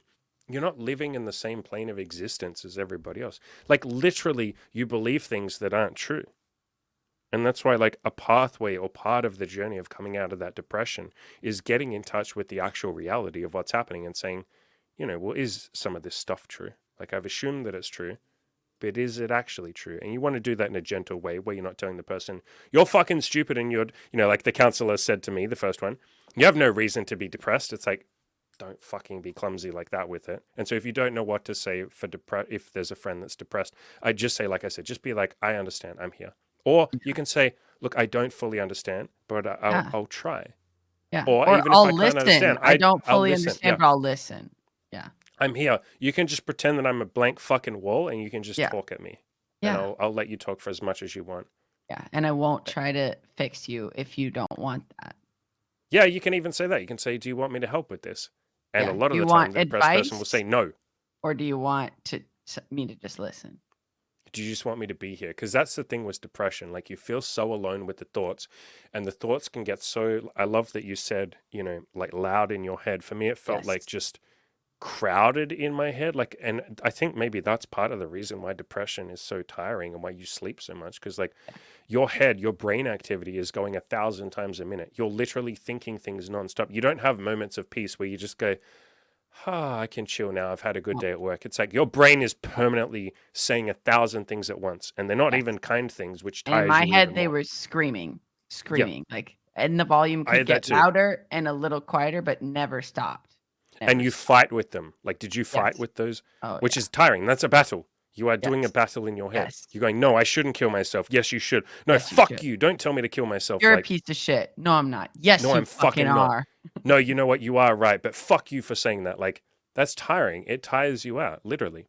And so to bring it back to what I was saying before, if someone sort of is depressed and you're there with them, just listening to them can help alleviate some of that because it's like a pressure release. It's like a valve. They get to let a little bit of that pressure out and go, oh, fucking hell, someone else just listened to me for half a second. Now I'm Yeah. not alone. And that's why I Yeah. think talking, just whether to a counselor, a psychologist, to your friends, to your family, if you don't have friends or family, just fucking call a helpline. There are Yeah. so many helplines and help desks and people that you can call for free in every country. Call someone who'll just sit there and fucking listen for Just half listen. an hour or an hour and do Yep. that a couple of times a week and you'll feel 0.1% better.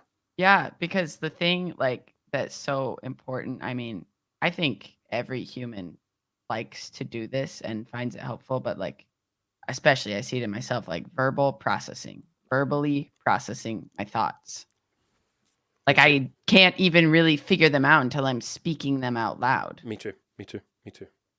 It's part of the reason why I do coaching. It's part of the reason I do content. You're not in my coaching program. You and I just did like a few one-off coaching calls.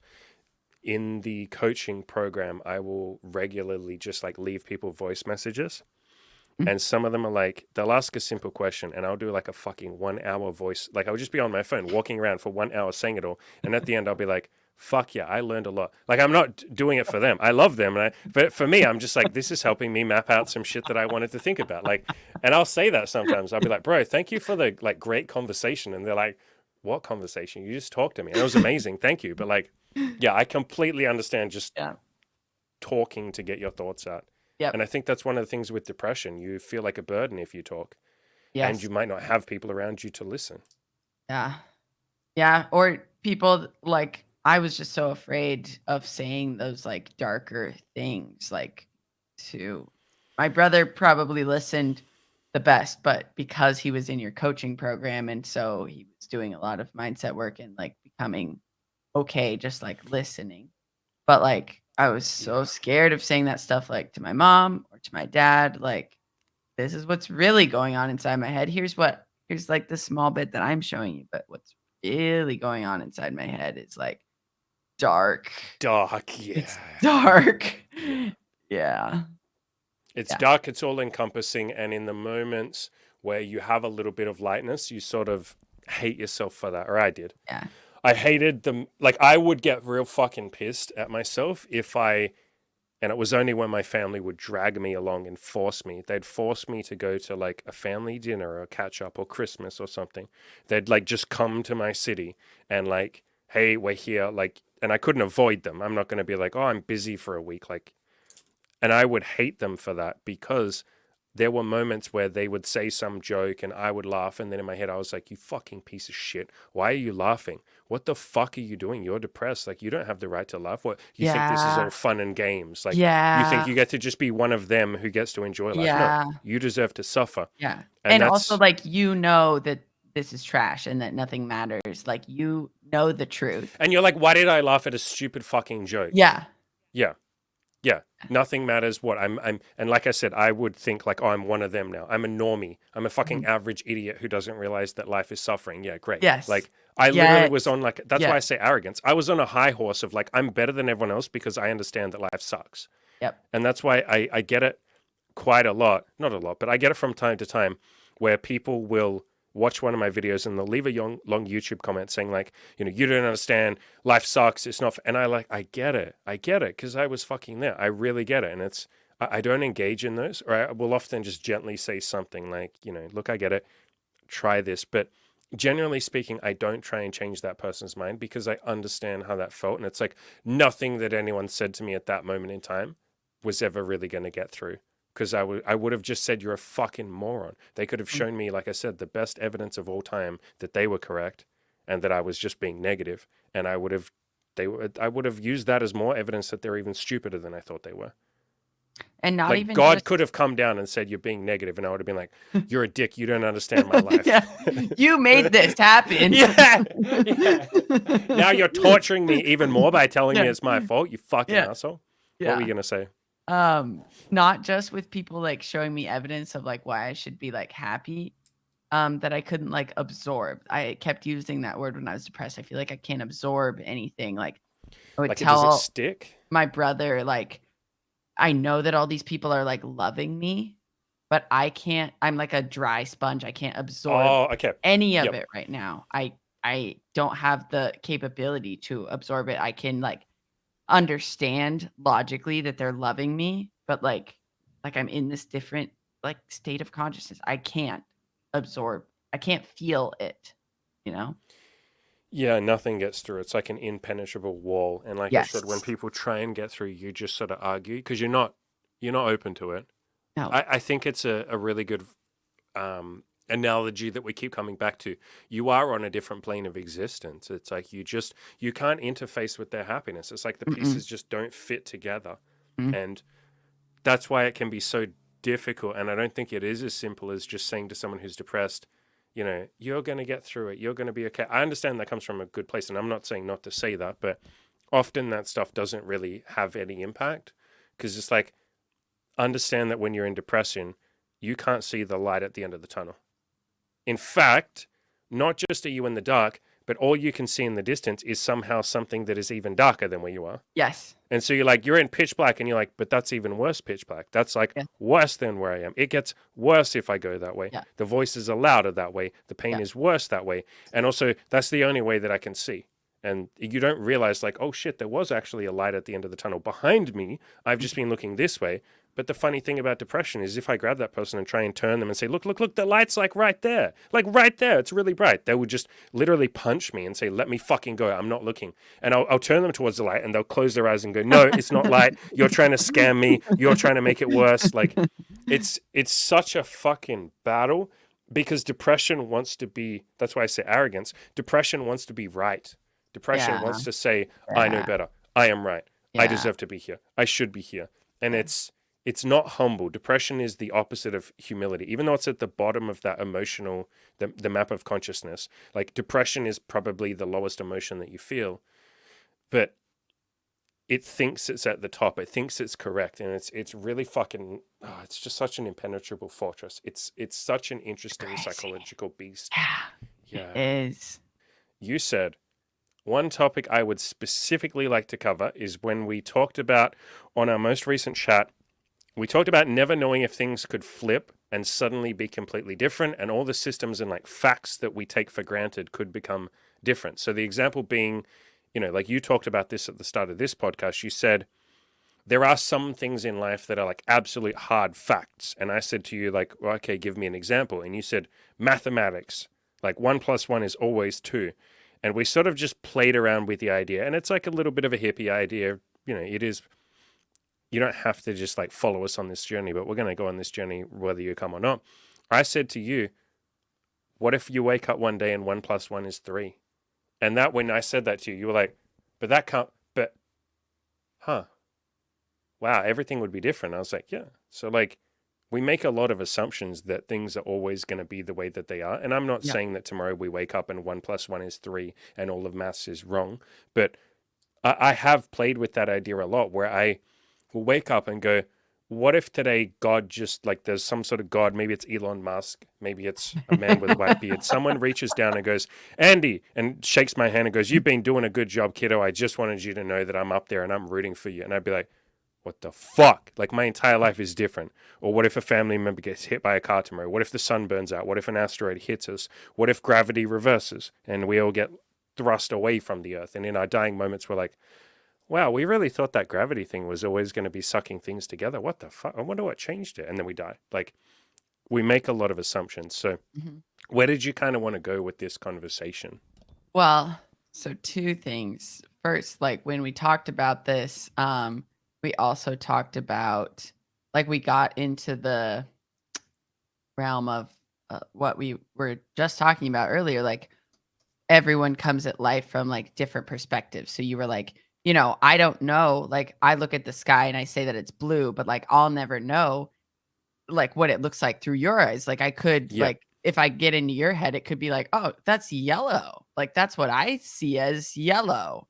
But like, we just don't We just know. call it the same thing because we both Right. know we're looking at in the same direction. We're talking about Right. that thing. Yeah. That thing. Yeah. Yeah.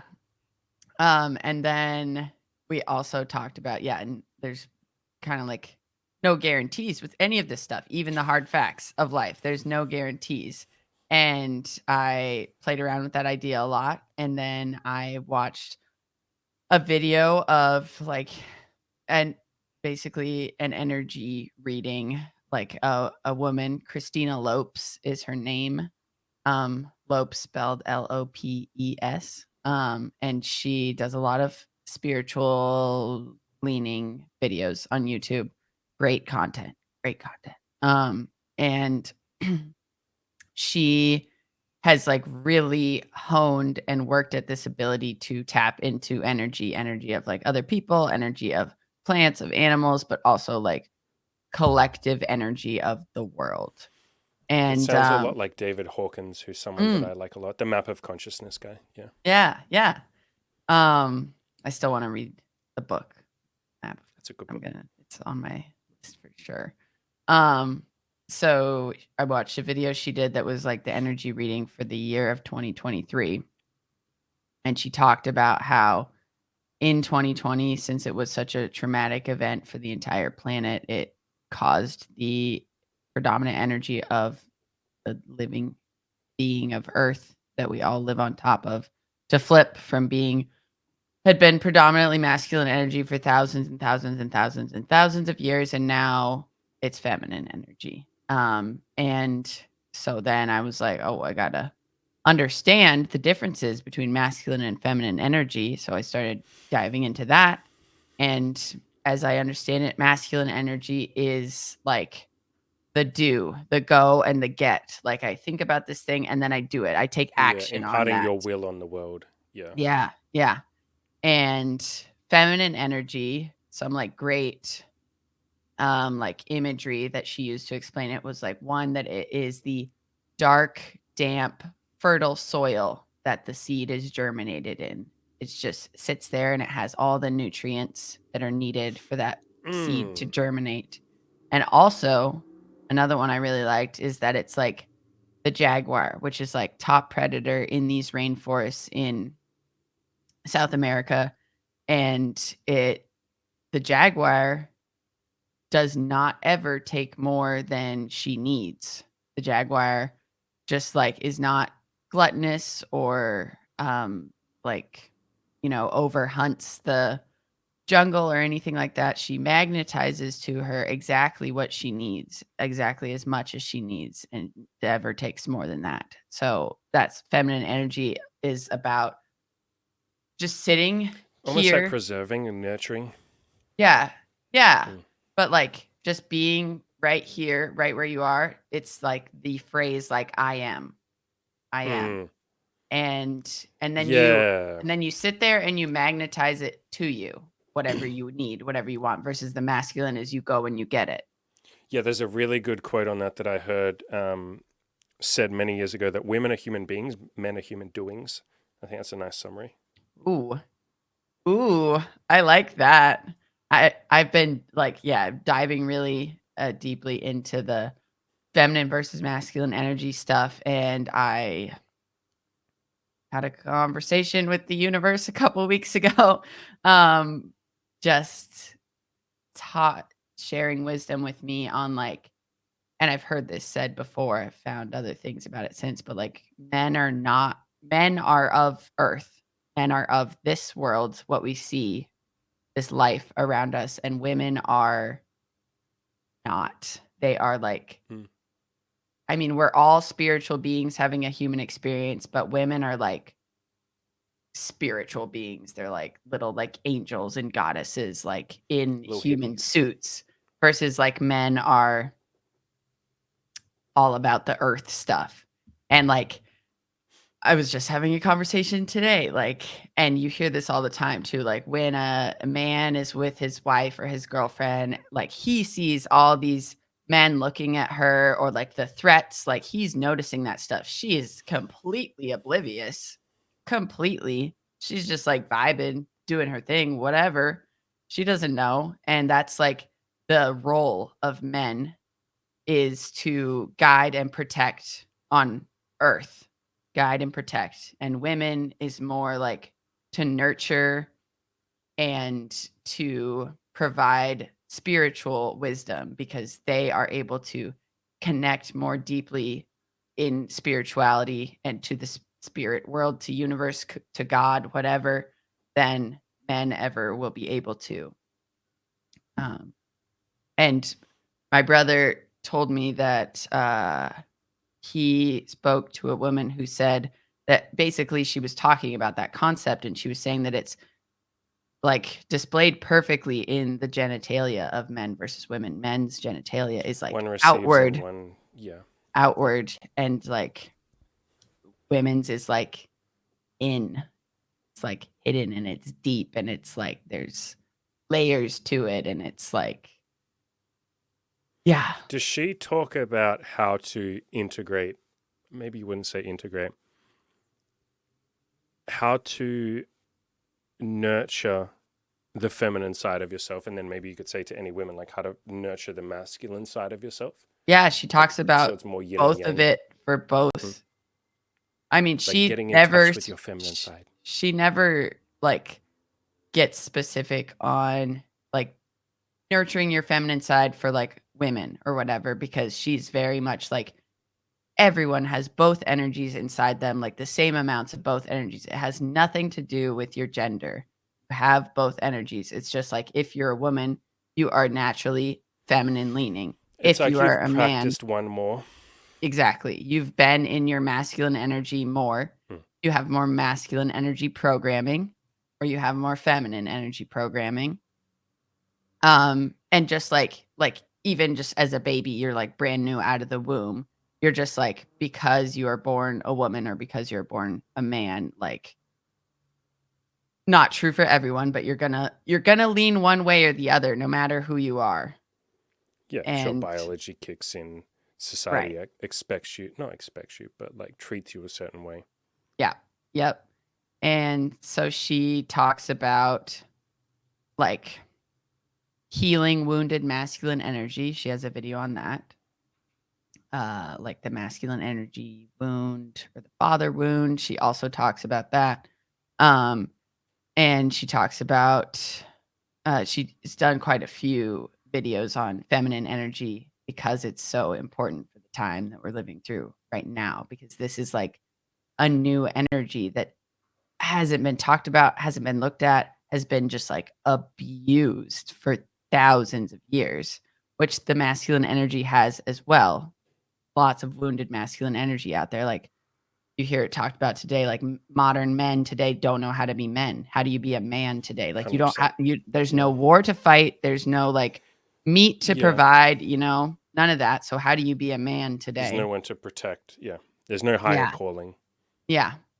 And but yeah, she talks a lot about the feminine energy, just presenting like what it is and how to heal it, but like what it is, because it's pretty exciting stuff that like it's changing our world like right now as we speak. Like keep having these conversations with people. They're like, stuff just feels easier, not as Mm. hard. I don't have to work as hard stuff. And like you can also see, like, I'm just very aware of this stuff, but like all the climate change stuff and the earth just seems to be healing itself faster.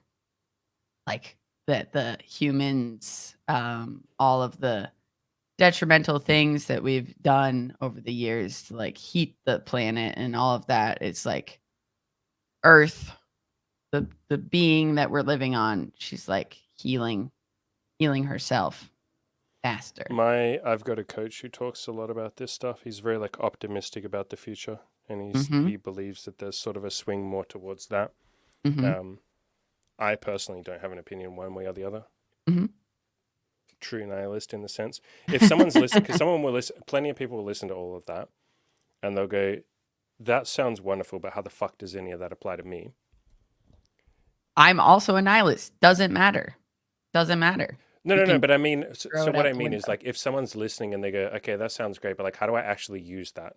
Like, Oh, how does that affect my day? How can I have a slightly better day or a happier day or be more connected to my feminine self, or maybe a way that or a phrasing that sounds more appealing to men? Because when we say like, "Hey, how do I get in touch with my feminine side?" 98% of the male audience checks the fuck out. yep. So how can I Yep. handle my emotions a little bit better without being dictated by them, without being, Mhm. under their control? Yes. Yeah. Or also like what I see a lot is like, or I'm seeing it more now, like the sharing of emotions between Mm. men happening a lot more now. And that's like That's a been cultural taboo trend since, forever. That's been yeah, taboo forever. that's we're absolutely going in that direction for Yep. sure. Um, taboo is a good word for it. Like, generally speaking, I felt for a long time that having emotions as a man was wrong Yeah. and bad, and I'm a pussy for even having negative thoughts or any of that. And all Or that that being does is, sad or like, yeah. yeah, like there's something wrong with you. And I've done so Yeah. much content on this where I say your emotions are trying to tell you something. Like, Yeah. don't suppress it and bottle it up. In the same way you wouldn't blindfold yourself and say, oh, the lights are too bright and annoying. It's like, good luck getting through life, covering yourself up. You're losing an information source, and emotions Mhm. are yet Oh, another information source that's a good that way to can put it. help you live a better life. And you're sort of like chopping them off and saying, I don't like this information source. Yeah. You're allowed to do that. You Yeah. will just be missing out on some information. So don't be surprised when you get pissed off and people don't seem to want to hang around you. Don't be surprised when women don't open up to you in relationships. Don't be surprised when your friends aren't having deep, loyal friendships with you and you don't have the life that you want. I'm not saying you can't be happy if you suppress your emotions, but maybe I even am saying that. It's definitely a handicap if you don't get somewhat in touch with your emotions, to the ability where you can say, I'm pissed off because, I'm sad because. Even just getting to that level is a Oh, giant yeah. leap for a lot of guys. I was like in the belly of the beast. My ex-fiance, extremely intelligent man. I can only guess at what his IQ probably is, but so emotionally cut off, repressed, just logicking his way through life. Yeah, and logic is wonderful, but again, it is just, if we're going to talk, spiritual and hippie again, it's one half of the equation. It's the masculine side of things. Not that women can't be logical, but you guys and girls know Mhm. what we mean. It's one side of things, and if you completely ignore all the emotions and you're completely emotionally stunted or closed off to that side of things, you just won't understand people. Like, you won't understand why people do things that they do. You won't understand why your life goes in the direction that it goes. Two really good examples of this that my girlfriend Imogen and I talk about all the fucking time is her father and my father. Both of our fathers are like emotionally retarded, and I use the word retarded in the literal sense. It's like they never progressed past childhood, and like they literally cannot even say what they're feeling. Like they literally shut down, like to the point of, I've had thoughts of like, is my dad like mildly autistic and just never diagnosed? Like he just cannot function. I don't think he is actually, because he can sometimes function, but 99% of the time, he literally can't process emotions. Neither can Imogen's father. And Yeah. just life like almost carries you in its own direction, and you have no force of will, no control over it, because you're like, I don't know why things are happening. I don't know why this person isn't my friend anymore. I don't know why my son doesn't really like me anymore. Like, I don't know why my son is now sad because I said something to him, or in Imogen's case, I don't know why my daughter left the dinner table and went home and hasn't spoken to me in a week because of the thing that I said. I don't know what I said wrong. I don't know why she's crying. I don't know what, like, I don't understand. I literally don't understand, because you're closed off from that information source. And that can be quite a painful way to journey through life. And so I guess that's part of my mission. And it sounds like part of your mission is to help guys start opening up. And again, that doesn't mean that you have to sit around crying all day and like, No, wearing a pad in your underpants and no, all of that no. kind of stuff. A lot of people take it to that or Yeah. view it like that extreme. They're like, you want me to cry more? It's like, no. We want No. you to understand what you're fucking feeling. And you are feeling something. And like verbally process that stuff, talk about that stuff, let it be seen, let it be heard, not just like screaming to metal in your vehicle. That's like one way. Yeah. That's one way you're expressing it. Those emotions are coming up, they're being seen, but like really looking at them to try and understand. Yeah, what's going on? What is it trying to tell you? That's like a huge part of the coaching that we do in the program. Is like, most guys come to us and they're like, I want to have more sex. I want to make more money. And by week 1 or 2, we're like, no, we're going to teach you how to fucking understand your emotions, because it really does feel like they're just lost in the desert and they don't understand what's happening. And they're like, why am I so fucking pissed off? How come this girl doesn't want to talk to me anymore? Why is my friend angry at me? How come I'm not productive today? And it's like, because you've been sitting there beating yourself up, or because you were rude to that person, or it's almost like they don't have a map for life. They have half a map, but only half of it's filled in. It's filled in with all the logical side of shit, but they don't understand their own brain, let alone other people's. And it really does feel like someone lost in the fucking desert. So, yeah, it sounds like this lady has had a pretty big impact on you. Is this sort of the direction that you want to move in? Like, is this a future goal for you? Like, I'm helping? very like, yes, basically like my big goal, what I feel at this time in my life is like my soul path, what I'm meant to be doing on this earth is like helping heal masculine energy, mostly in men. I love that. Where does that start? Where does that journey start? Like, what's the next step? I mean, funnily enough, I feel like the most progress that I've made with it is like in exploring like non-monogamy concepts and like showing multiple men like healthy kind of relationships, healthy kind of communication with women. You're doing, sorry to interrupt, you're doing the fucking female version of what I do. Yeah. Like, that's the shit that I do. I'm like, hey, I'm going to teach you how to have a healthy, happy relationship. I'm going to teach you how to build that self-esteem. Let's like, hey, do you know you're like, I'm bringing the masculine energy. I'm like, hey, these goals that you have that you've made no progress towards ever because you didn't know you're allowed to. Like, what if we just start taking some little baby steps? Like, what if we insert just that little bit of that masculine, like doing energy? And then you're coming at it from the other side and being like, hey, you know how like you're always walking around fucking pissed off, but you don't know why?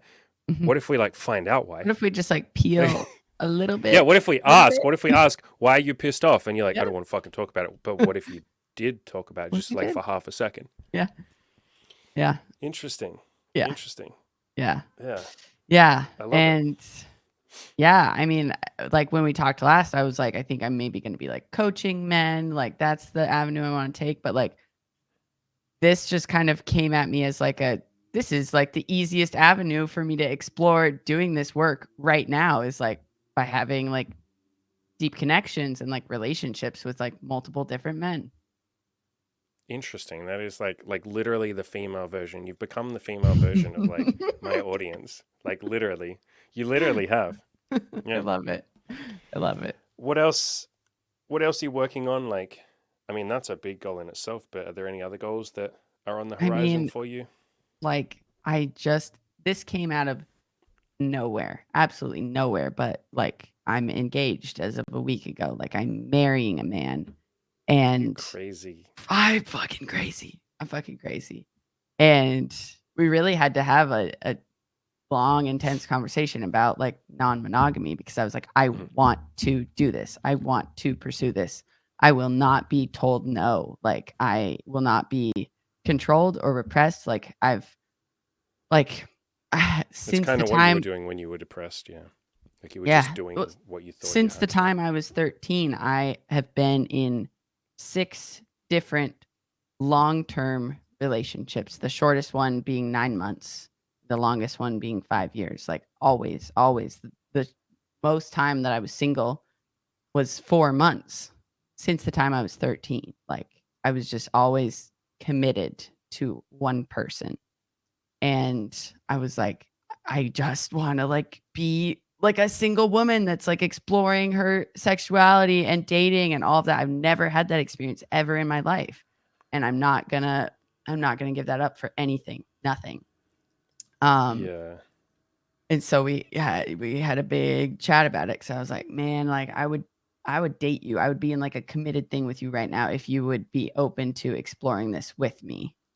And we talked through that, and it was like I just kept like, throughout this whole so this guy, like, he and I dated right when I finished high school. We dated for 3 years from the time we were, like, 18 to 21, and, so I've known him since I was 8 years old. We were in the same 3rd grade class together, and, grew up in the same tiny town in Alaska, and, so in, like, rekindling our relationship, like, I just reached out to him, like, a little over a month ago and was like, "Hey, I'm back in our tiny town, and, like, would be nice to see you. You've been on my mind." Like, I had no intentions of this being, like, a thing because I was, like, so scarred and hurt by love. I was like, "Absolutely not. I will not be in a committed relationship. No way. No, thank you."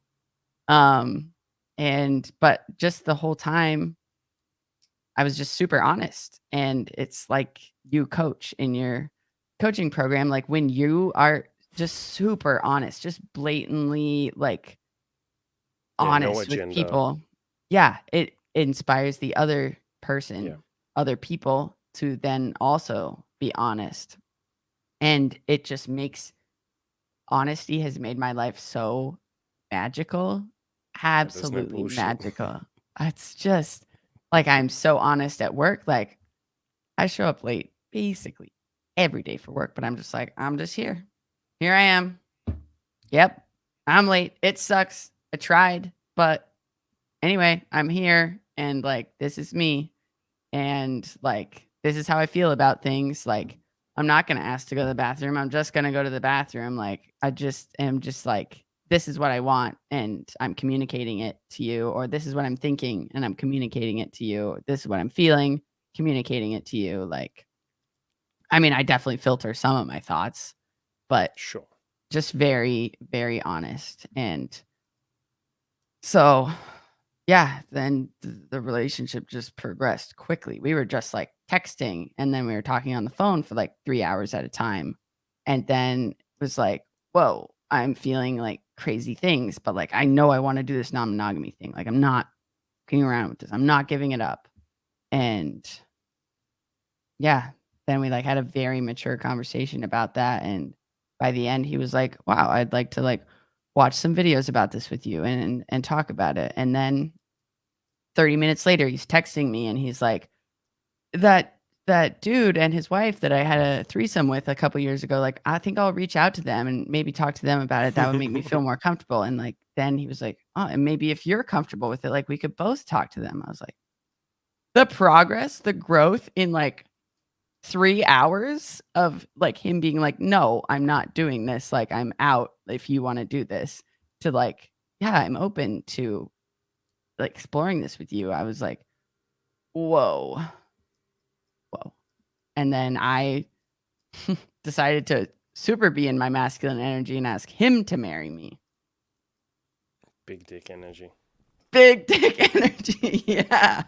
Yeah. So that, and then just also have been super honest with like my job and my workplace. Like, I love this fucking clinic that I work for. I love these people, all of them. They're just beautiful souls, and what they do for the community is beautiful. And they are all like Jesus lovers and followers. And like, they don't really know that I'm not, but I'm not. um, and I've just been super honest with them. Like, I can do marketing for you guys. You guys have never had a full-time marketing person. I see so much opportunity.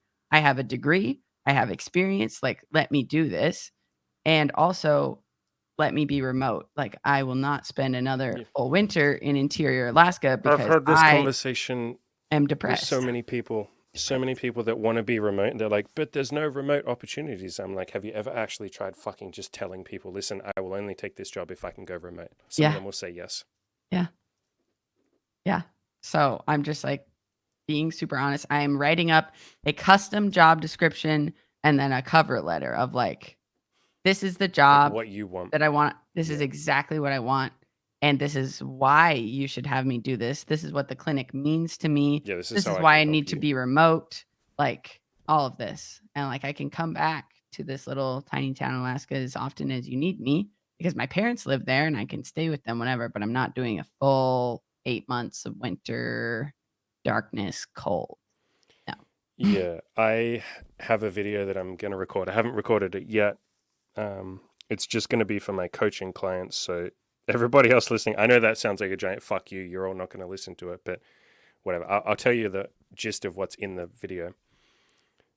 I have this concept where I say, sit down and come up with your perfect day, like craft your perfect day, write it down, and Mhm. then start taking the steps to make that happen. You've basically done that with a job. And we often don't do that. We think of it in the reverse. We go, what do the jobs want from me? And I guess I Yes. just have to put up with that. It's like, what the Yes. fuck? What about what you want? How about Yep. you craft your perfect work life? And then you go to a bunch of, like, you almost cold approach, you approach a bunch of businesses and say, can I do this for you? Can Yeah. I do this for you? Can I do Yeah. this? Here's how it will affect your bottom line. Here's how I will help you. Here's what I can Yeah. give to you. Don't just say, like, I Yeah. want this and fuck what you want. But, Right. like, I Exactly. think we can enter into a partnership here. And Yes. you might have to go to Yes. 50 places, you might have to go to 100, but isn't that worth it so you can work a job under the circumstances you want for the rest of your goddamn life? Yeah. Like, it's And so weird that also people get into this it 9 to 5 grind. it doesn't waste anyone's time. You just Yeah, like have yeah. this, present it to them. You don't have to like go through like 5 interviews to be like, are we like compatible Are and we a like good what you match? can Yeah. do for us, blah blah blah blah blah. Well, that's just a waste of time. And then you don't get the job. And then you have to like keep applying to like thousands of jobs. Like, if you just have what you want, you take it to 50 businesses. Can I do this for you? Here are my terms. Like, I'm willing to negotiate a little bit, but like, this is, I know what I want here. So like, is this a possibility? And they can just be like, no. You'd be like, okay, next one. Same thing with dating. Like, I'm a big fan, obviously, of men and women saying what they want from dating. If you want something casual, say that. If you want something long term, say that. If you want, And like, all if the you have dating certain apps are hobbies, like offering that now they all that now you have that. Yeah. put Yeah. it on there. Like, Yeah. I'm doing non monogamy, I'm polyamorous. Like, I don't even really understand what the differences are between all of these like Ooh, the polyamory specifics. community is going to hate you for that. For me, it's just all the same shit. I'm like, it's all fucking same shit. You sleep with multiple people. It's fine. There's different rules, different ways of Yeah. doing it. Yeah. Yeah. Yeah. Yeah. Amazing. But I love that the dating apps like have that now, that you just put it out there instead of like having the awkward conversation on like the third date or the first date or whatever. Like, what are you looking for? No, it's just Or there. even worse, when a lot of people wait until after they've slept together a few times to be like, Oh, by the way, I'm non-monogamous. And then the other person's like, what the fuck? Well, no, bye. And it's like, yeah. oh shit. And you feel like a bit of an asshole. I did that Yeah. for a fair chunk of time because I was like, Cool. but you can't say it up front. Like, you have to wait. Mm. Like, because I was told, everyone said, if you say it up front, some of the women will leave. And it's like, yeah, but that's a good thing. but it was stuck in, or everyone sort of said it to me. That's a bad thing if they leave. You'll lose the woman. You'll lose the girl. Oh my God, like you could have had sex with one more girl, but you lost her. And it's like, what the fuck? But she never wanted to be with me in the first place. She just Yeah. didn't know because they didn't Yeah. tell her. Right. Yeah. All Yeah. right. Anything else?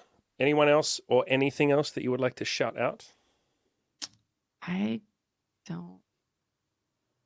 So now, no, but I just like, I can't tell you how grateful I am for this opportunity. Like I've been so excited this interview for since I set it up with Imogen. Like I told Taylor last night, I was like, it's tomorrow. It's tomorrow. I'm so excited. Can't wait. I was excited too. I was like genuinely looking forward to this. I wrote so many notes. We covered all of my notes. We did a pretty good Awesome. job actually. Covered Awesome. all of that and more. But yeah, this feels good. I'm gonna stick this in my depression article, I think, Mm-hmm. because it feels like this is worthy of being in there. I feel like we really did a deep dive on the psychology of depression, maybe even more than I did in my original depression articles. So Wow. I really appreciate you being here. Anybody who's listening who's going through depression or has a friend, I hope this conversation was useful, but I also have a depression article with a whole bunch of resources. I can't promise you they will work for you. They helped me, but that's there if you would like to explore that. Thea, thank you so goddamn much for coming on, for being brave, for sharing your story. I wish you and your fiance all the best. I hope things work out. I hope things are fucking amazing. Yeah. Thank you, Andy.